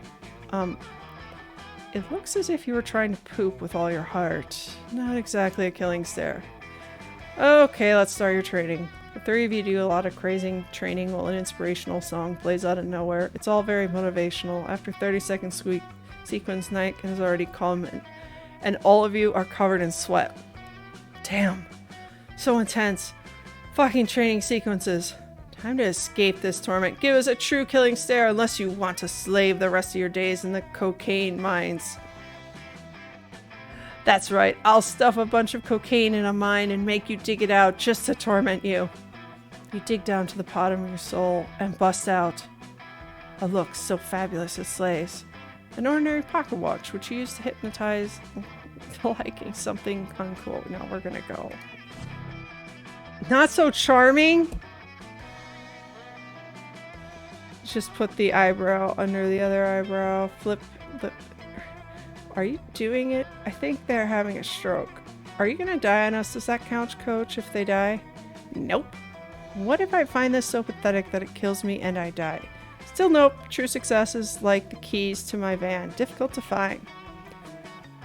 You no longer remember how you got your face this way. It will probably stay like this forever. You lose -2 smarts, 1 charm. Do I have a way to back up? Because I am failing at this. No. Let's do this. Find Damien and Vera hunched over a scale model of Spooky National Bank made of milk cartons, lunch trays, and ketchup packets. Alright, we'll go through the side entrance, disable the alarms with an EMP, then blow the safe. Why don't we just blow up the side entrance, blow up the alarms, and blow up the safe? Because we only have much C4, Damien. That sounds like a personal problem. What's this thing? Damien points at a kosher dill pickle in front of the vault labeled Police Ogre. That's the Police Ogre. He's got eyes all the way around his head, never sleeps, doesn't take bribes, and is invincible in combat. Can we just blow him up? No, we can't blow him up. We need to find a way around him. Well, I'm out of ideas. Yo, AJ, we'll cut you in on the heist if you can solve this ogre problem for us. Luckily, you're a heist mastermind. Before Vieira Damon can react, you rob the bank yourself, split the money with Vieira, eat the pickle. I feel like this is gonna go really bad, but we're gonna try it. Quick as a flash, you take a cab over to the bank, walk in the front door, fist bump the police ogre, and walk out with all the money. You ride back to school, dump half the money out on the table, totally burying their shitty scale model of the bank. What? How? You explain that you and the police ogre go to the same salsa dancing class. Taking advantage of personal friendships for illicit profit? I've never respected you more. I assume this piled money and gold ingots is my share? You nod sexually. Hey, where's my cut? I've got your cut right here, interloper. Pear stabs Damien with one of the irresponsibly sharp butter knives the school cafeteria provides. You've never been more turned on. Ah! This game is so good. What the heck? Oh, I love it. Let's do this. Oh, man. All right. Let's go get a little bit more money so we can go to the store next time. Today you spent some time mining bitcoins. 2 bitcoins. 2 money. Later you see Vera cackling to herself in the hallway, which is whatever, but you might as well find out why. Just practicing my prom queen acceptance speech in my mind. It's not like the title bears any meaning whatsoever, of course. I really do consider this whole thing beneath me. However, considering how much meaning other girls put on it, I can't risk some uppity bitch thinking she's better than I am. Plus, it's not bad branding either. I could see using a victory to start a line of successful prom queen accessories guaranteed to get you the win. Perfect prom shoes, the right makeup, fancy knives to take out your opponents. Speaking of which, I assume this goes without saying, but I'm not leaving anything to chance. I'll be doing a blood ritual to ensure my win. I still haven't found the exact details yet, but I'm optimistic that at least some of the items will be found in the shop. The only question is, where exactly can I find the details for a proper blood ritual? Why don't we ask the Coven? They're witches, they should know about blood magic. Literally just search the internet? Like, that's literally what it's there for? Yeah, honestly. Alright, good call. Sometimes you get so caught up in the grand scheme of exploiting blood magic to secure a petty victory that you forget about the little things. You and Vera scamper over to the library, put the school's computer to good use for once. For real, does anyone at the school use school resources for educational purposes? Let's just search blood magic to guarantee prom queen victory over basic bitches to maintain social status. That's pretty clear, right? Couldn't possibly be clearer. Hi, Greybach. This game is so fun. I am dying. It is so funny. Seems like we're gonna need the blood of a former prom queen, the tongue of a goat, and the earring of an ancient goddess. Not exactly stuff that's gonna be laying around, but when you're destined to be prom queen, you make it work. Not that I'm destined to be prom queen, or I wouldn't have to do blood magic in the first place, but hey, when you want to achieve greatness, you make your own destiny. You check the shop, I'll grab a goat, and we'll meet up in the back rooms to cut its tongue out and get this party started. Sounds like a party indeed. You gain +2 fun and +1 smarts. Nice! I have to get the rest of the games in this series. Oh my god. This is so funny. Alright, we gotta go to the shop. Hey, stranger. Shouldn't you be out there trying to romance a classmate or something? Anyways, welcome. Okay. We need a tampon used by the former prom queen. No! No! You know, for good old blood rituals, or in case you're just a creep with unhealthy obsessions, don't even dare ask me how I got this. Oh my god. How much? This is only $1. Cool. Get that. Catch you later. Oh, I can only buy one thing? Oh, too bad. Let's do this. Vera's about to lift a glass of scotch to her immaculately painted lips. You can drink whatever at the school, apparently, when Miranda screams, "Stop! Don't drink that!" Why not? The scotch costs more than most cars. Has your taster tried it yet? What taster? You don't have a taster? What if your drink is poisoned by someone jealous of your good looks and royal title? Listen, Miri, I only drink 4 things: scotch, red wine, the tears of my enemies, and straight up poison. You drink poison on purpose? That's kind of hot. Miranda, my hair is venomous snakes. You think poison actually harms me? Well, you should still have a taster. What if someone puts really hot sauce in your drink? Or poison? Ugh. What do I have to do to get you to drop this? Simple. Hire a taster. Fine. Any volunteers? This might just be the big break you've been looking for. You raise your hand, and when Vera picks you, drink all her scotch, enraging Vera and delighting Miranda, pretend to be poisoned, terrifying Miranda, and amusing Vera. Yeah, we're gonna... You shoot Vera, wink, taste the tiniest sip of her scotch, and then... No! Stop vomiting! How will you be able to taste for poison if you're too busy foaming at the mouth and vomiting? You fool! They are poisoned! Run and tell the authorities before this poor sap's face melts off or something. Oh dear, oh my, I'm no good in crisis situations. Curse my uniformly pleasant childhood. Miranda faints with the utmost drama. If there's one thing princesses are good at, it's fainting. That was hilarious. I should put poison in my scotch more often. You can stop vomiting now, by the way. She passed out. Oh, do you need the antidote? Alright, here you go. I guess I should have let you know the scotch was actually poisoned. Oh well, how about we get ice cream to make up for it? Your stomach's still too weak for ice cream, but you're never too sick to spend some quality time with Vera.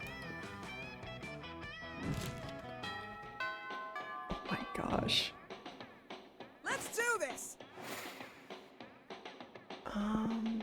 Do I go straight here or go here? I think I'm gonna go here. I want to try and buy the hype.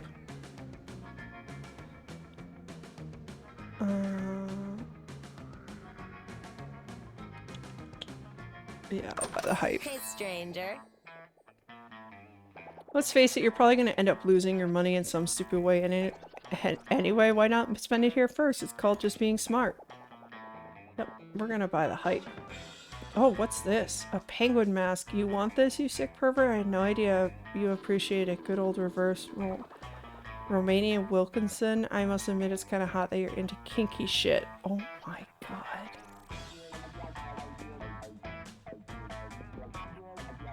Alright, we're buying the hops.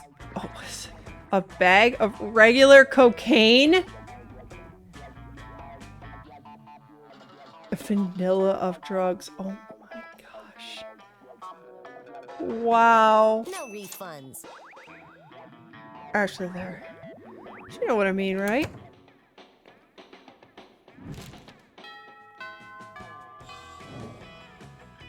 Let's do this. Fucking chick. Library. Easy steps to enlarge your testicles. Girls love a really long tentacle or 8. Oh, tentacles, not testicles. That day you spend time on the library's PCs sending malicious spam emails in the hopes of stealing other people's money. It doesn't sound very nice, but who's really the one to blame if they respond to such blatant scam? Ah! You lose -10 karma, which isn't a stat in this game, so who cares? And you gain 2 money!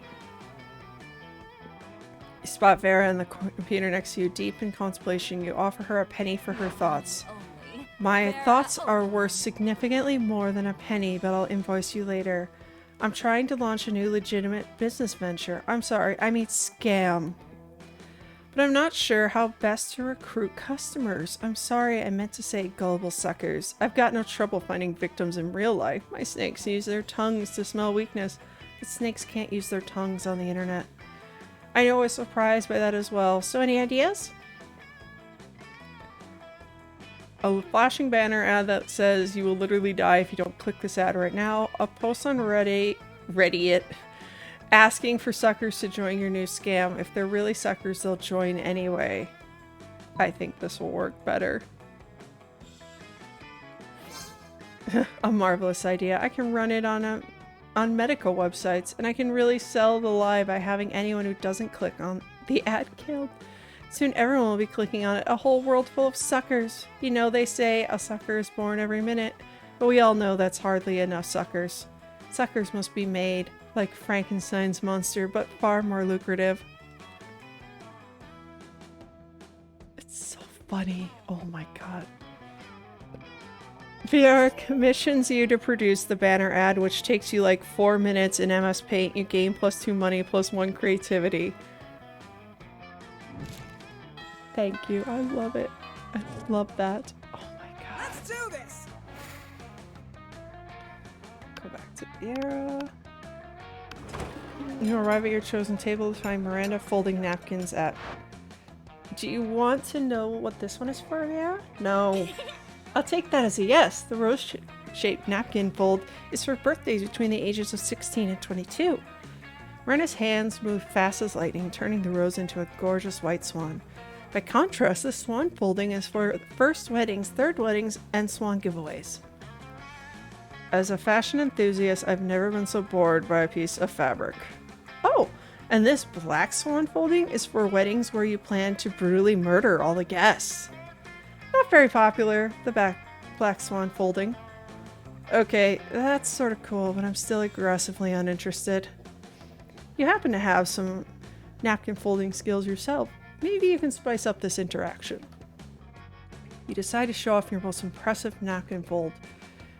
If you fold the napkin like so, it creates a self-aware napkin whose sole purpose is to fold more napkins. This writhing snake fold is for when it's time to leave. Bear alone and stop explaining napkin folds. We're going with this one. Well, that's quite a specific fold. Under what circumstances would one use... Oh, I see. Damn right you see. I noticed how my whole head is covered in writhing snakes. So basically just assume that don't talk to Vera about napkins time is all the time. It's a year-round festival. People the world over celebrate it by not folding napkins at me. Well, it's not very elaborate napkin fold, is it? You explain that what your fold lacks is complexity. It makes up for with... you explain that what your fold lacks in complexity, it makes up for with the 12 ounces of cobra venom it can spit at will. Right, well, I see we subscribe to different schools of napkinry. I'll leave you two to it then. Your reward for running Miranda off is a one-on-one lunch with Thera. You've never felt so alive. I think we're doing better this time than we did last time. Which is good. Let's do this. So, how do I use these?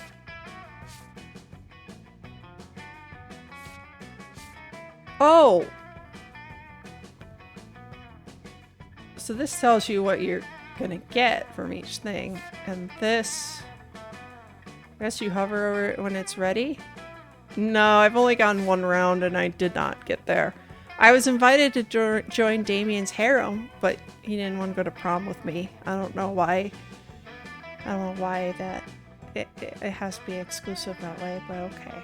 Let's see. We need boldness, probably. Or do we need... We kind of do need charm, too. But the shop is at the charm. So let's go for boldness. You don't have to be smart. Hot. Oh my god, she's hot. You respect no authority. I guess some people just want to watch the world burn. By skipping class and hanging out in the bathrooms, you give +0 shits but gain 2 boldness. On close inspection, you see blood pooling on the floor. And Vera standing over it, smiling broadly, holding the carcass of skinned goat. Hey, thanks for coming. The fun's just getting started. Oh nice, I did run into the blood ritual. I know we only need the goat's tongue, but like, if you're gonna take the tongue from the goat, might as well take the skin too and make yourself a pair of sweet boots. Not that I know how to sew, or would take the time to even if I did. Miranda has some mare sleeves I can borrow. It's a pretty nice tongue, right? Not too fat, not too thin, the right kind of purple. I think I'll be the most beautiful, regal, feared prom queen ever to grace Spooky High School in no time at all. It's not a bad plan, except for that spiders need to relieve themselves too, and it's at that moment that Principal Giant Spider walks in to use the toilet. Oh hey, good afternoon, Principal Giant Spider. I'm just holding this skinned goat on school property because it's for Animal Abuse 3. We're getting a head start on our homework. Because this goat is a spy from a rival institution who was sent here to blow up the school. Man, I wish there was some sort of cheat. I think this one might work better.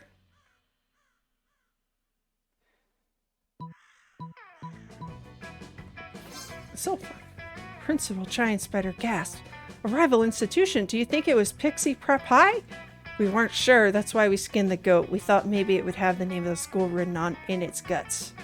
Smart. Good call, good call. And did it? Asked Principal Giant Spider. No, not that we saw. Make sure you check the stomach for a Beorzor, because sometimes school names are written there. I apologize, I have a phone call. I'm gonna need to AFK for a few minutes. Be right back.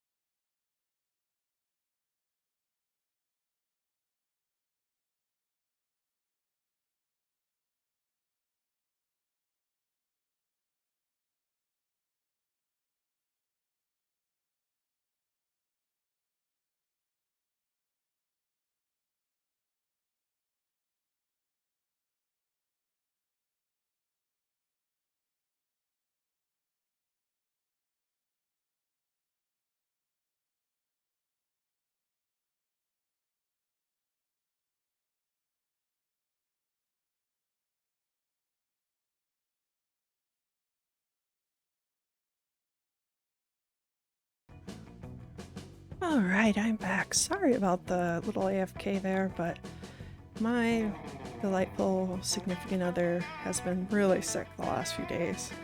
And I was worried that they needed to go to the doctor or something, or were feeling even worse. But fortunately, it looks like they turned the corner last night. They're feeling a lot better. So yeah, I was really glad to hear that. So thanks for the patience. Let's get back into it. This game is so much fun. Oh my gosh. I might have to like DoorDash my lunch because I'm having way too much fun to stop playing this game. Like, I feel like I'm going to be playing this for like 4 hours. Alright, let's get into it. We'll absolutely check and get right back to you on that. Principal Giant Spider exits, shaking his head and mumbling something about those friggin' fairies. Nailed it! Now we just need to find those earrings and we'll be all set to be prom queen. And by we, I mean me and only me. But at least you'll have helped her in her ascent. That's gotta be worth some bonus points with her, right? You get +2 creativity and +1 boldness. Nice.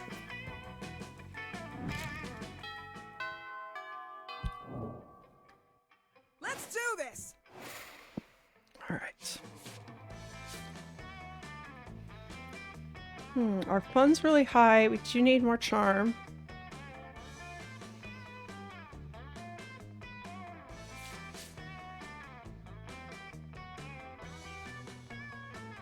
We need charm and smarts most of all. Let's do charm.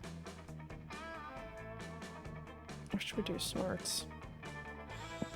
Yeah, let's do charm. At one point you're about to be eliminated by a player from the other team, but suddenly convince him not to throw the ball at you with a heartfelt speech about the importance of everyone's lives. The player bursts into tears and can take advantage of that moment of weakness by throwing a ball at him. You lose -5 mercy, a stat that might be useful in Monster Prom sequel, but isn't now, and you gain +2 charm. Ooh. Who is Zoe? I don't know Zoe. Is that the,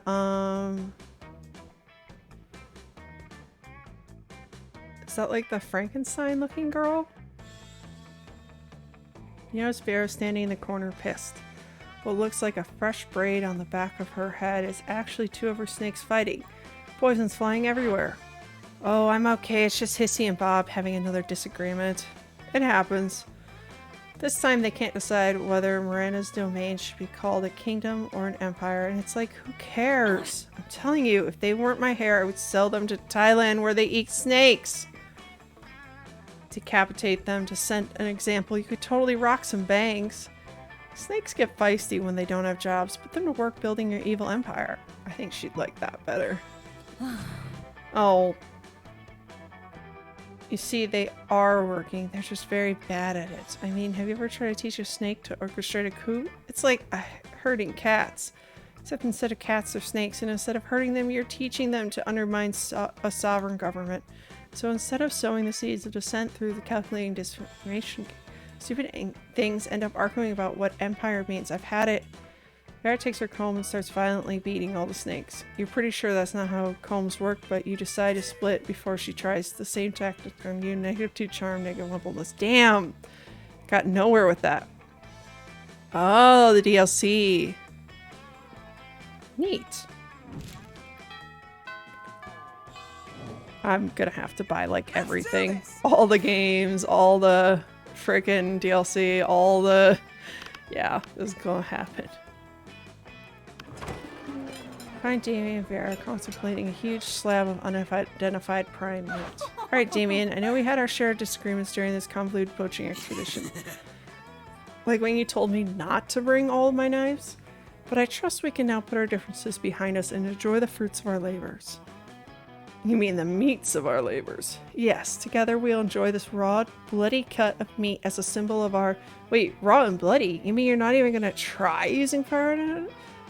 Of course I used fire. I specifically instructed the chef to prepare this meat while glancing briefly at the lit stove.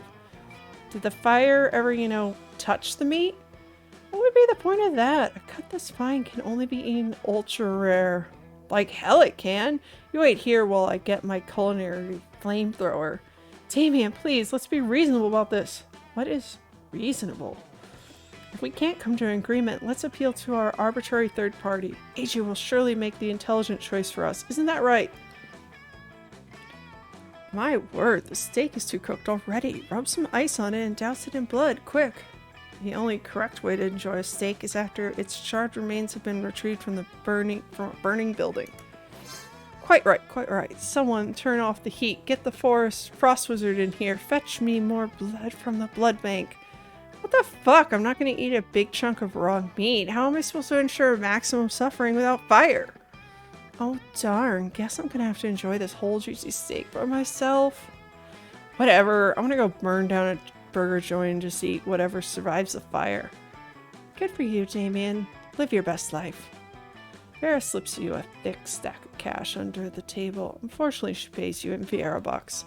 More fortunately, your stack of Vera bucks is redeemable for 4.5 minutes of intimate eye contact. Juicy.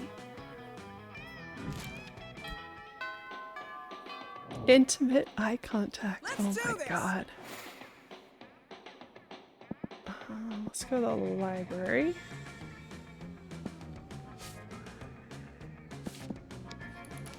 That day you spent some time on the library's PCs managing your start kicker. You deceive lots of people with sensationalist video and impossible promises. Nice, you gain 2+ money. You're making your daily protection payment to Vera when suddenly... Everyone stop what you're doing and look at my majestic... I hate this Chad! The interdimensional piss. Yeah, piss. No, he's pissed now. That's his name. Muscling in on my territory, are you? Not at all, my darling Viperess. I'm here strictly in business capacity. Business, you say? I'm all ears, except for my snake, which are all tongues and teeth. It's simple economics, my love. You're an aspiring crime kingpin, and I'm a prince. I propose a merger of our resources, our minds, our bodies, and our spirits. Not bad. Interesting. Oh no, Vera's getting out her calculator. If she decides this merger is financially viable, good luck asking her to prom. But how will you undermine Vera's confidence in the prince's financial status? Replace all his gold with fish. Steal all his money with your high-frequency trading algorithm, Carl. Let's try this. Oh, I hope this works. Dang it! Well, you didn't anticipate the warping effects of international... Carl becomes self-aware. It turns out Carl doesn't like being forced to bankrupt random princes, and you don't. You don't like Carl, doesn't even like you. He teams up with the extra-dimensional insect conglomerate to buy all your clothes and sell them to an army of his intelligent ones. Okay, I know we're talking business just now, but that's going to have to take a backseat to my #1 favorite activity, watching an idiot get stripped naked by giant moths. You love watching idiots get stripped by giant moths as much as the next monster, but it's different when it's the idiot is you. You lose 2 boldness and 1 smarts. Man! Every time it seems like the logical choice, it's like, nope. Let's do this.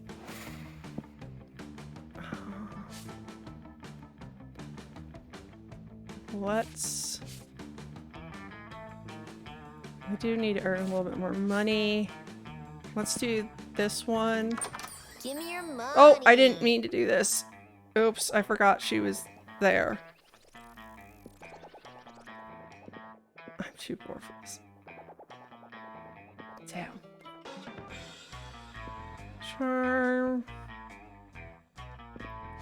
Just tell me. Okay.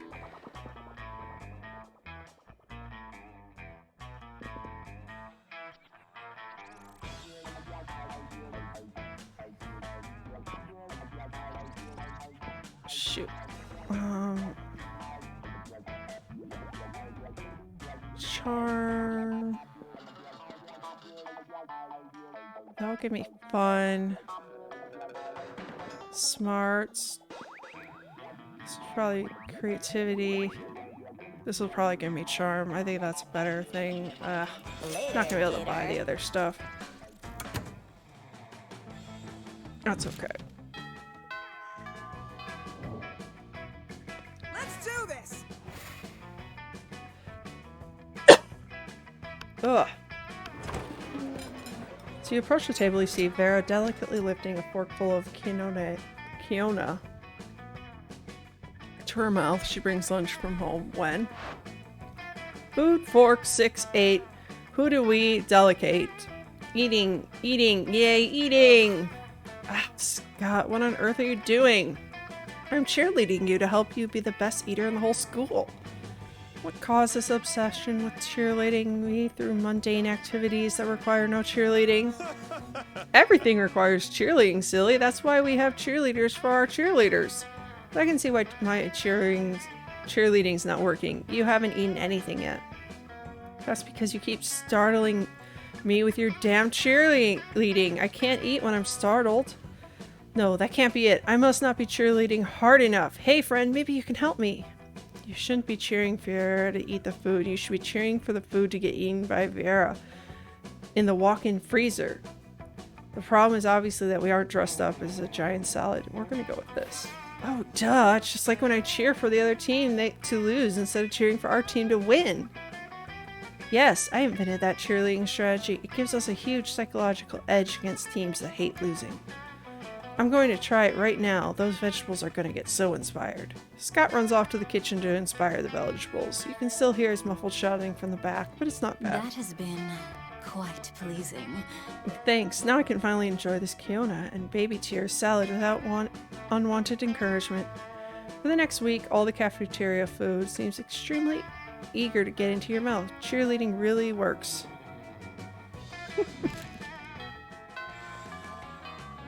Oh, it's our last chance. Let's do this. We're gonna go to here and see if we can get that thing.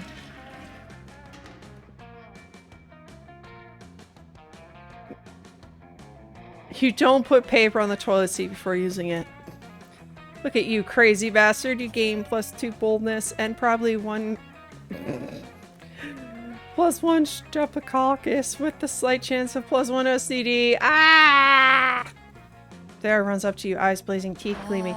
You will never even believe this shit. Remember how the coven said we'd never find the earrings? It's because they had them the whole time. We're summoning those bitches and taking those earrings at any cost, even if it's the last thing you do. Did Vera just imply she was willing to let you die in order to become Prom King? Irrelevant, because the coven has been summoned. Nice try. So you figured it out. Good for you. Now give up because you're never getting them. Ha! That's what Miranda said about the sea opal ring her dead grandmother gave her, but look what I'm wearing right now. How do any of you have any friends? It's baffling. You're horrible, horrible people. I mean, they're not wrong, but there must be some way to get them to fork over the earrings so you can complete the ritual. No, Coven, you misunderstand. We're trying to save the world too. Make replicas of the earrings, find out where the Coven lives, break in and replace the earrings with the fakes when they're asleep.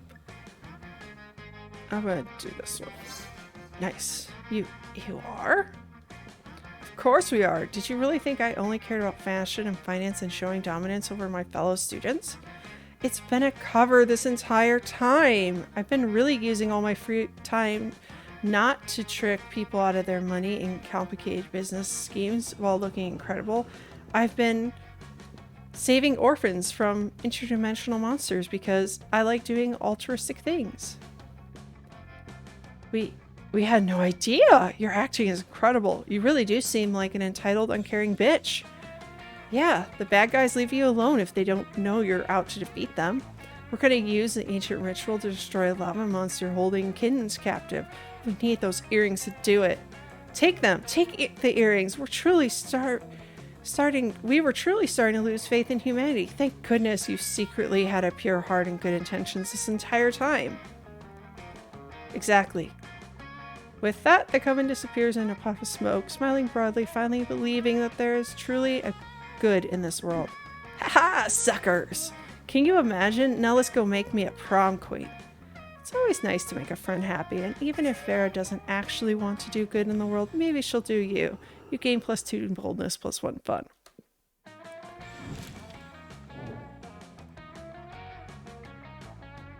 I think we might have... Hey, you. Let's see if we have a chance. Prom ha! You helped me prepare one blood ritual to assure my crown and suddenly think I'll go to prom with you? You kind of assume that, yeah. Bad.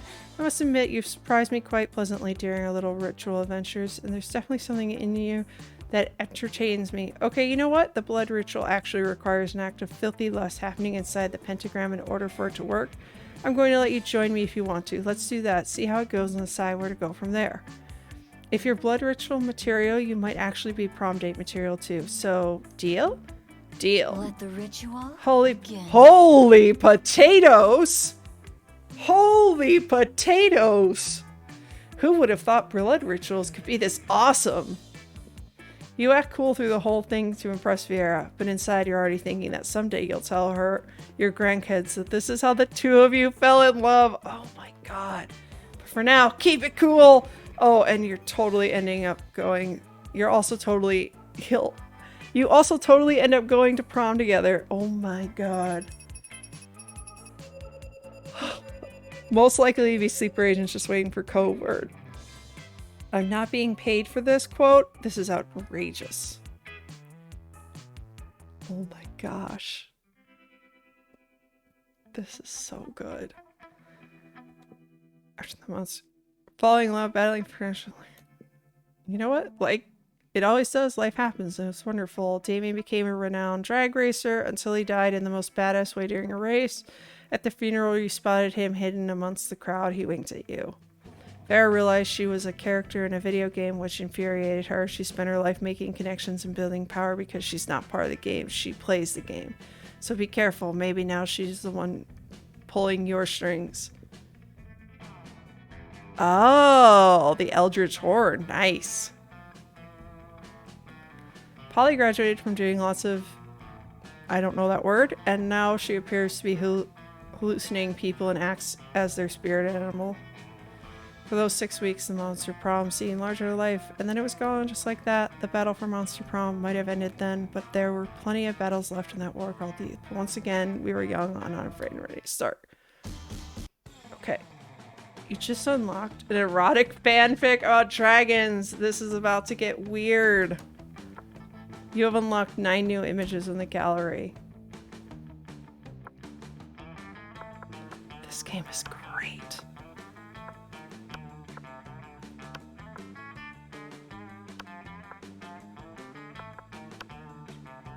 Damn, she's sexy.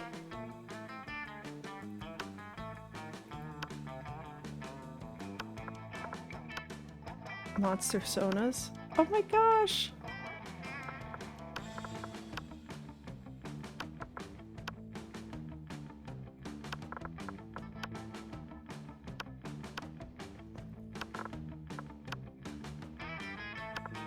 Look at how cute they are.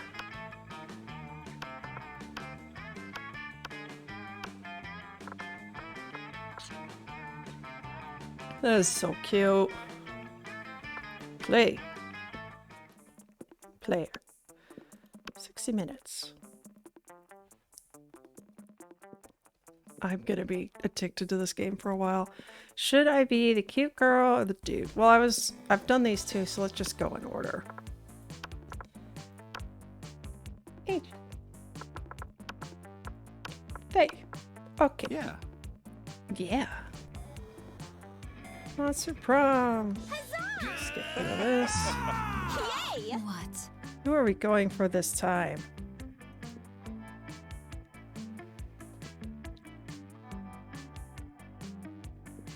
I think I kind of want to go for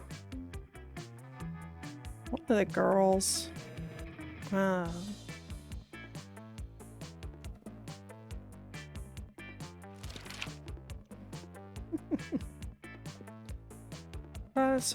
Ways.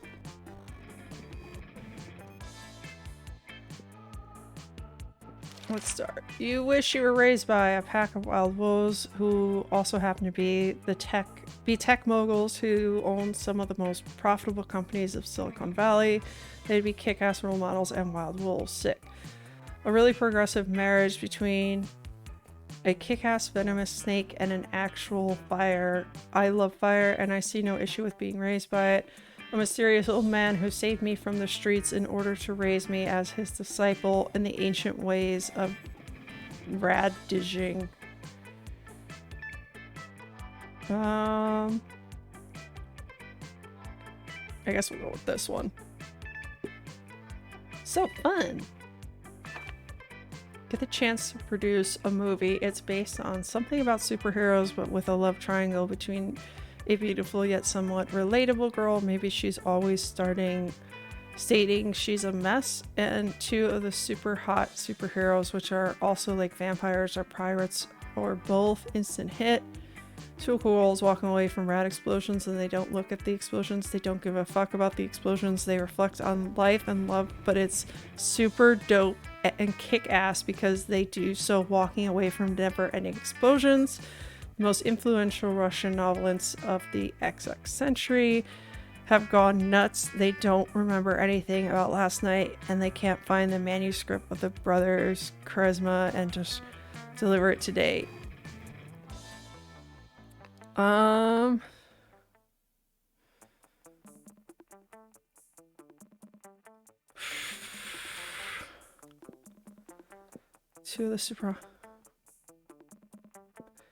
Two cool guys walking on fire. I kind of like this one. Let's go with this one.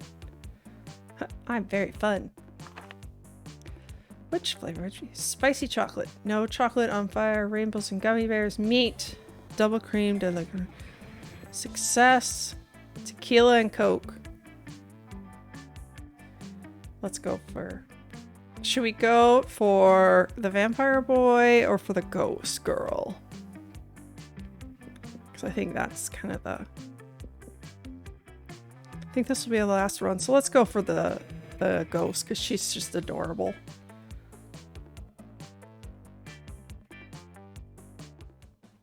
Yeah, I think this will be our last run because I do need to eat lunch at some point. Getting hungry. Okay, so we probably need boldness, charm, and fun for Zoe. Or for, what's her name? Not Zoe. I forgot her name. Don't really need, and we probably need a little bit of money, maybe? I don't know. Creativity.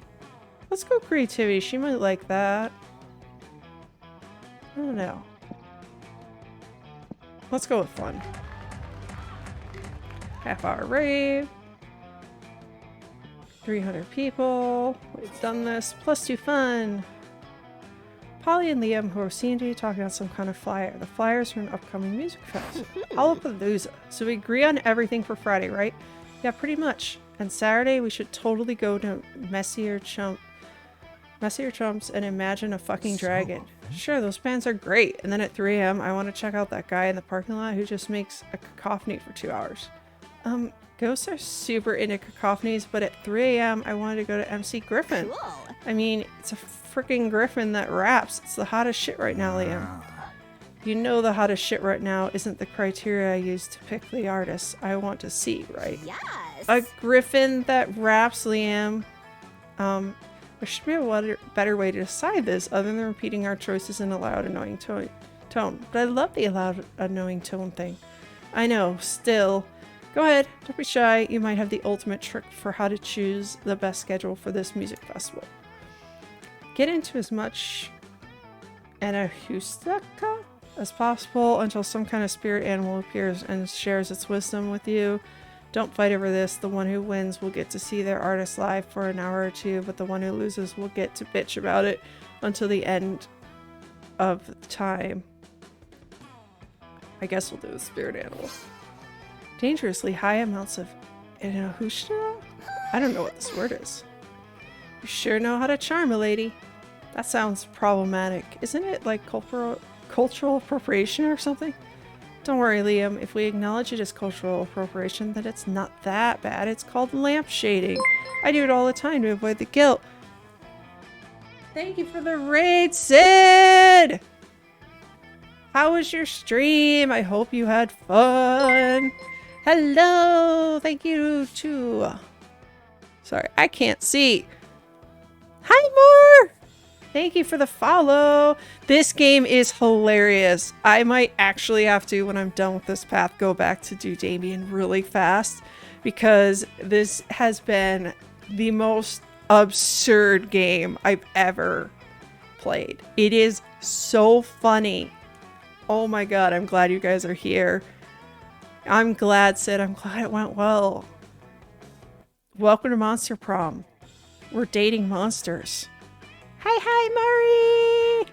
Or Mar, sorry. Don't worry, Liam. If we acknowledge it as... Okay, we read that already. Also, the only thing I pretend to appropriate is a kick-ass mom boy. I used to Husika high. Not sure you're right, but okay, let's go with it. Actually, I've heard that's pretty hip right now. And by pretty hip right now, you mean the hottest shit right now, huh? Dude, Sid, this game is hilarious. I actually saw this hot Gorgon chick's ass. It's been great. Now I'm simping over a ghost girl.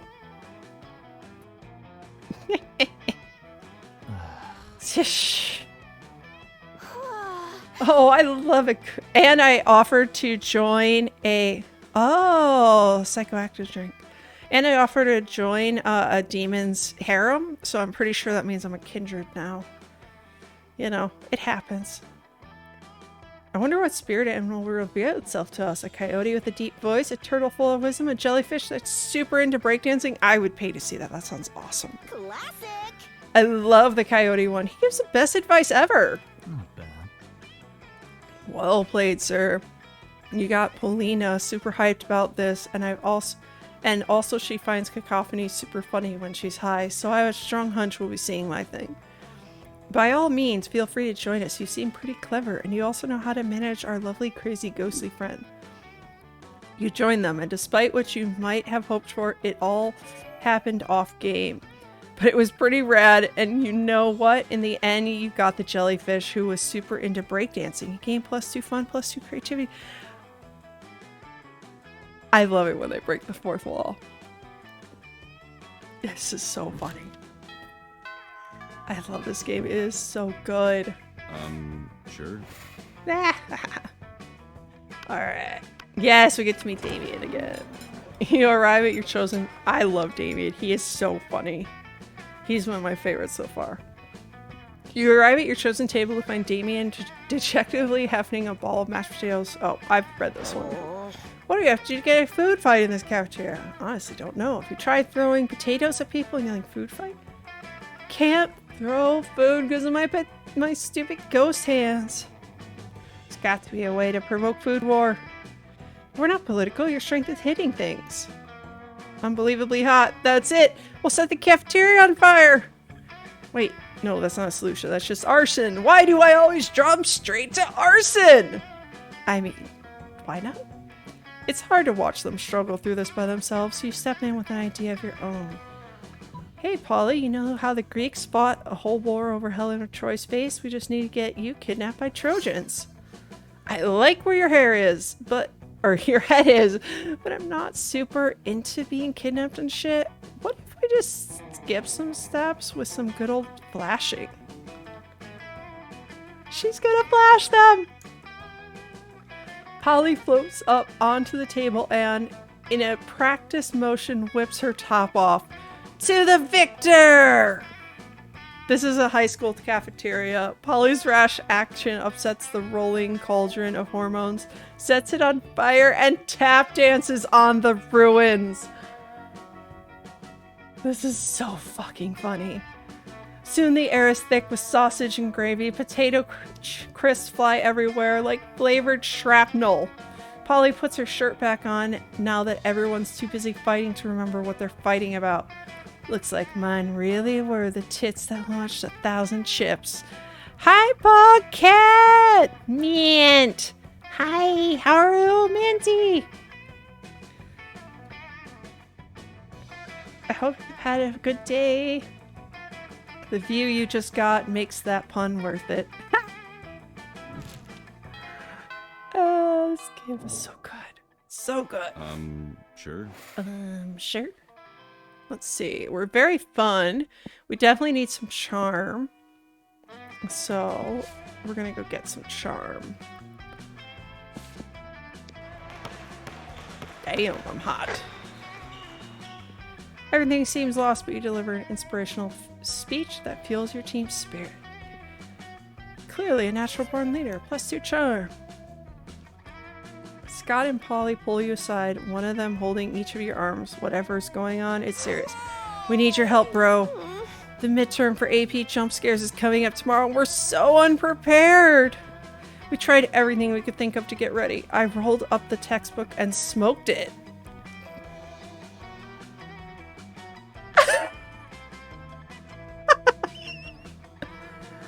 Oh my god. She smoked the fucking textbook. Hi, Maury. How you doing? Hello, hello. And I ate my homework. He's literally the dog that ate the homework.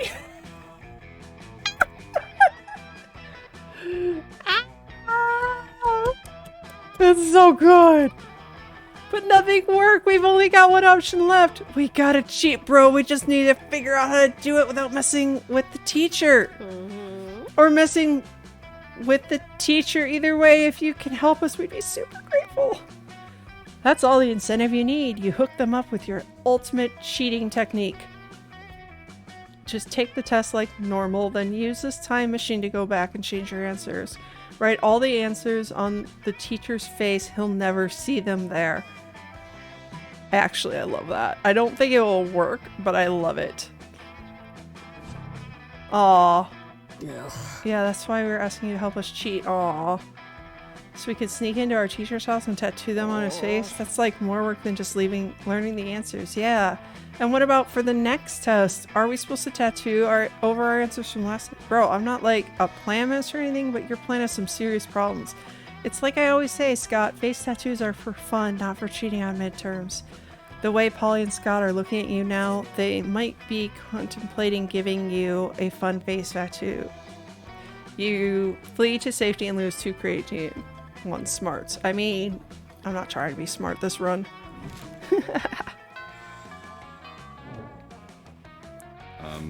Sure. Okay. We need charm, but we've got the shop there, so we won't be able to get charm. Boldness? Yeah, let's go with boldness. Skip. He's sewing his shirt together. He's so cute. You just hang out in the bathrooms because you respect no authority. I guess some people just want to watch the world burn. Yeah. By skipping class and hanging out in the bathrooms. You get +0 ships, but you gain +2 boldness. Hell yeah. You're just getting ready to leave when you get a text from Polly. Hey babes, let's party. How can you refuse such a formal missive? You track her down immediately. Hey, you got my text. That's good because I need some help brainstorming. I'm going to a party tonight, but I'm pretty sure it's going to be lame. That needs to change. See, it's a costume party, you know, where everyone dresses up as their favorite humans. I'm going as a sexy tax attorney. But I'm not sure even the sexiest tax attorney can rescue this party from the depths of lamitude. So, kind of ideas to help spice things up? Oh, you've got some ideas and they're the spiciest. Spike the punch with mandrake root. It turns monsters into actual humans. Okay, you go as a sexy tax attorney and I'll go as a sexy tax evader. I think she'll like this one better. Later that night at the party. This is nuts. Look at all these humans in human costumes. Georgina, the party owl bear, totally just turned into a sumo wrestler. And Larry the Lich looks exactly like former United States President Abraham Lincoln. Oh, Larry doesn't just look like Lincoln. He is Lincoln. He has all of Lincoln's memories up to the moment of his death. Every newly transformed human at the party comes complete with a full lifetime of memories of childhood, family, friends. They have no recollection of their lives as a monster and are all currently going insane from the cognitive dissonance. Haha! Manny the Manicore just turned into a retired cop who was screaming for his estranged wife and 2 sons. Pranked! In about 4 hours, all these newly created people will revert to their previous forms, essentially murdering these new identities. LOL! In the meantime, you and Polly have a great time scaring the shit out of actual humans and streaming it online. You gain 2 creativity plus 1 fun. We are so fun. This is so funny. Sure. Polly and Miranda sit together surrounded by Miranda's customary crowd of serfs. Oh. So wait, you've actually got serfs who eat for you? Well, of course, I find eat to be terribly undignified, so I almost never do it. Hey, me neither. What kind of crazy serfs? What other kinds of crazy serfs have you got? Well, I have a serf to go to the bathroom for me, a serf to experience difficult emotions for me, and a serf for keeping my silverware in alphabetical order. I even have a surfing serf for standing on top of whenever I go surfing. Wow, that's a lot of serfs. It's a fair amount. The only limit is my imagination. Unfortunately, my imagination serf imagined a way to escape from serfdom, so now I'm all out of ideas. Well, I'm sure with the help of AJ, we could probably think of a dope new kind of serf. Oh, is that so? I can't wait. Well, you're on the spot now. What will it be? Oh, Miranda, you should get a preppy serf. It's not actually a serf, it's just like 50 cute dogs. Oh, a puppy serf. You should get a party serf, Polly. A serf to experience your hangovers for you. I like that. A serf for me? I couldn't possibly. Why not? I do it all the time. But isn't it wrong to make someone else experience the negative consequences of your actions? Well, like I said, I do it all the time, and Father says I can do no wrong. Therefore, it's probably fine. Oh, okay. Hell yeah. Let's hire a dude to deal with all my withdrawal symptoms. Hire? Polly, dearest, we don't pay our serfs. We don't? Sweet deal. Polly hires the burliest hangover serf she can find, and the two of you go out for the night of your lives. The serf is dead in the morning from the epic hangover, but the memories are well worth the second-degree manslaughter.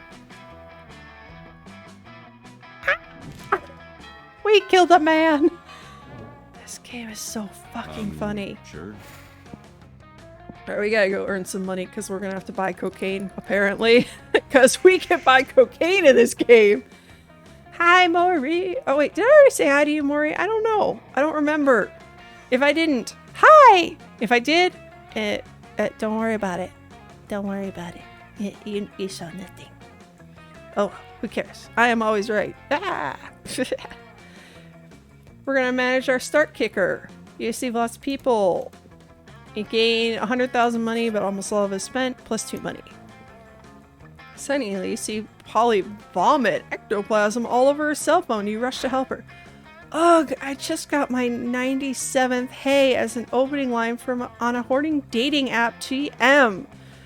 I just had to puke out of pure boredom. Hey, what am I supposed to do with hey? Whatever happened to reaching out to someone with a fierce dick pic? People are just copy-pasting hey and sending it to every monster that looks halfway interesting. What about you? Are you a hey person too? I hope not. If you've read the horny dating app profile of a fun-loving spectral delight such as myself, what would you say to me? You're beautiful. Are you drugs? Because I want to do you all night long. We're gonna do the drug one. I think she'll like that. I love beautiful though. We'll see. This could backfire. Hell yeah, drugs! That's a great opening line. Also, let's do drugs. You wake up an indiscriminate amount of time later feeling like shit, but happy about it. So like unicorn shit where it's rainbow or something. When you run into Polly later, she's grinning like a lunatic and it's clear something went down. Maybe one of you? Ooh.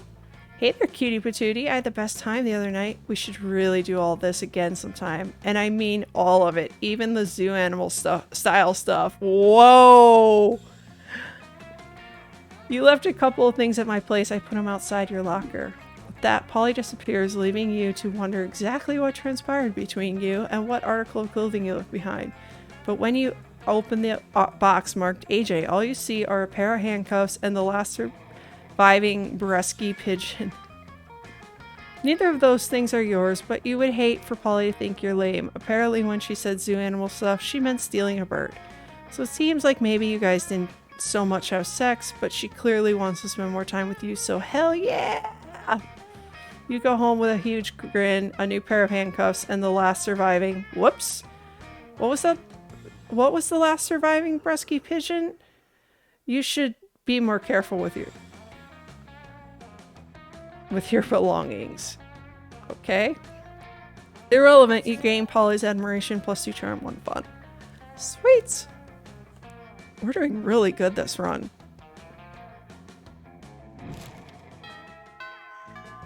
Need 2 more money runs. Sure. Because I need money. So I can buy the cocaine. Mining some bitcoins. This is supposed to have something to do with. Anyways, 2 bitcoins, which is equal to $2 million, which is equal to monster money. Spot Polly still wearing that lab coat she stole from the human party the other night. She takes it off and throws it at you to get your attention. Yo, yo, yo! The human party convinced me I want to be a scientist, but not just any kind, a party scientist. What's a party scientist, you ask? Why, just a scientist who's dedicated to discovering the secret of the raddest party. Through a series of extremely scientific experiments, I aim to discover what exactly makes a party good. So I can distill whatever it is into a vial and drink it. Or, you know, just have really dope parties all the time. Anyways, I'm going to a bar mitzvah tonight and I need your scientific advice. What can we do to push this party over the edge? The electric slide, but with actual electricity. Chemistry. I think chemistry? Oh man.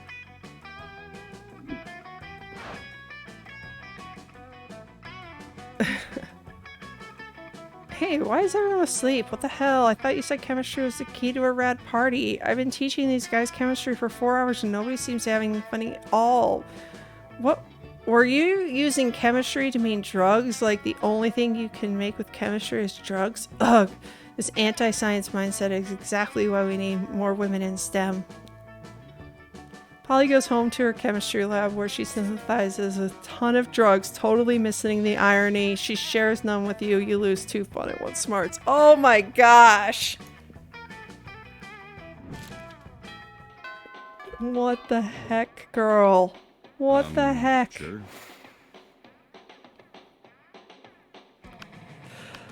Alright.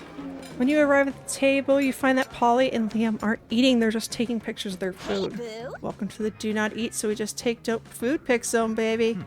We believe that food, like heavy construction machinery, should be seen and not tasted. Yeah, I mean, have you ever tasted heavy construction machinery? Have you? I don't know, maybe. My weekends are usually kind of a blur, like last Saturday.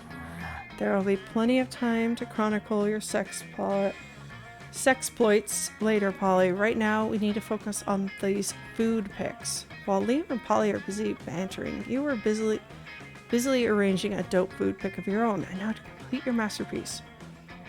A food pic, but instead of food, it's just a bottle of whiskey with ketchup on it. A food pic of Liam taking a food pic. So meta. We're going with the whiskey and ketchup. Yeah. Oh my god, yes, I love liquid lunch. Wait, but you don't eat or drink. That's why I allowed you at my extremely cool food pic table. How do you even drink liquor?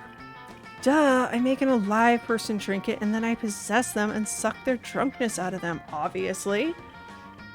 I suppose that's not too terribly dissimilar to how I get drunk, but why put ketchup on the whiskey bottle? So it counts as food. You can't just drink a bottle of whiskey without ketchup on it for lunch. That wouldn't be a meal. Ah. You can't argue with that logic, nor do you want to, because then how would you justify getting drunk at lunchtime? It's a high school. You're getting drunk at lunchtime. This is amazing. By the way, everybody is over the age of 18. Most of them are over the age of 21. So don't worry, it's fine. This is so good. Sure. Let's do boldness. Kind of want to do a little bit of smarts, but oh, store's there and I still need 1 more money. You want the world to know how reckless you are for the rest of eternity, so you do some graffiti on the wall. No way! Graffiti says, I'm bold as fuck. And you know what? It turns out the wall is a magical wall that grants wishes. What a wall! A deep voice resounds from within the walls and says, well, not bold as fuck, but maybe a bit bold. And then you gain +2 boldness. Oh boy, that's an opinionated wall. Anyways, lucky you! You notice Polly staring at her phone with uncharacteristic intensity. She usually looks much happier sorting through dick pics. Better investigate.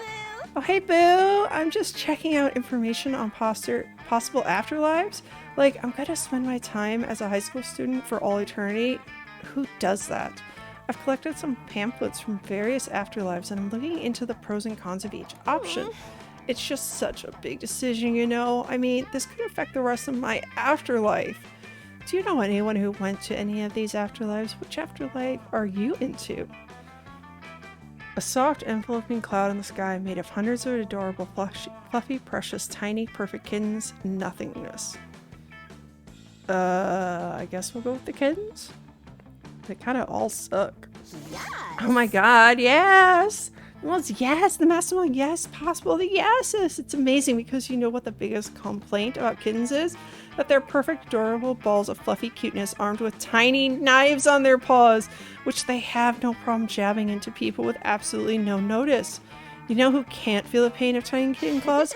Ghost bitches! I can literally roll around on a cloud of kittens and feel nothing except their tiny, fluffy softness. No fear of claws. I'm definitely going to work on my essay for Cloud Kitten World. Maybe something along the lines of why I deserve to snuggle cats because of that one time I pity fucked a werepanther.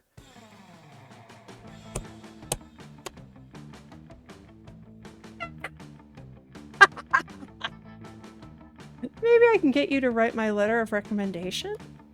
Fingers and tiny furry paws crossed that I get in and hope to see you there one day. Did Polly just say that she hopes you die? Well, if it's to reunite with her, I guess that's probably fine. Aren't you just dying to take her to Monster Prom? You gain that terrible joke to use again later when recounting the story, as well as +2 creativity and 1 charm. That worked out well. Alright, we need some money. Oh, Sure. of course the guy's in the money. Or in the money. Do we go for more charm? Let's get a little bit of smarts. We haven't had any of that yet. Say, listen to your elders and learn valuable lessons. Sometimes after the monster nonsense and the dating gymnastics and the sexual high school, you gain +2 smarts. The teacher hasn't arrived yet, so everyone's chatting amongst themselves. Polly and Scott are sitting next to you. Can't help overhearing their conversation. Alright, I hereby call this meeting of the Prank Masters to order. Prank Master Dog, here. Prank Master Geist, present. Great. Okay, for our first order of business, Operation Prank the Teacher. Should we come up with a different name for the operation? Something more secretive? No, Scott, that's what they're expecting. Oh, okay, well, I think we should poop on her desk. Bruh. No. That's not a prank. That's just gross. That's pretty good, but ghosts can't poop and I want to participate. Good point. What else can we do? Ooh, Miss Lestrade is a vampire, right? Why don't we open the blinds so when she comes in, she burns to dust? Oh boy, that would be such a good prank. That's why we're the Prank Masters with a Z. Scott and Pilot excitedly try to open the blinds, but they won't budge. Seems like Miss Lestrade anticipated this particular prank. Ugh. Lame. Well, I'm temporarily out of ideas. Scott? Nothing. Anybody? The Prank Masters are currently accepting applications. You fancy yourself a bit of a prankster, don't you? Why not treat them to one of your amazing prank ideas? Tell the teacher she's got something on her face. There's no way for her to check. Quick, become a minister and consecrate the rooms she won't be able to enter. Let's go with this one. Your dumb plan totally works. Miss Lestrade shows up and Polly tells her she's got some blood on her cheeks. You chime in and tell her she's rubbing the wrong cheek. Scott joins in too and you manage to keep it going until your teacher flips out and flees to the teacher's lounge to ask someone trustworthy about her face. Meanwhile, you, Scott, and Polly all sneak out of the classroom and have a great time setting rolls of toilet paper on fire in the bathrooms. Looks like you're officially a provisional member of the Prank Mastery. You gain +2 fun, +1 boldness. Nice. Worked out. We're actually getting good results this time. Sure. You find Vera and Polly at the table, deep in conversation. Alright, business idea. People pay a monthly subscription to prevent me from drugging their food. Ah! Business idea. People pay me a monthly subscription to put drugs in their food. Business idea. Price out the cafeteria's current food supplier by selling plastic food. Business idea. Nipples.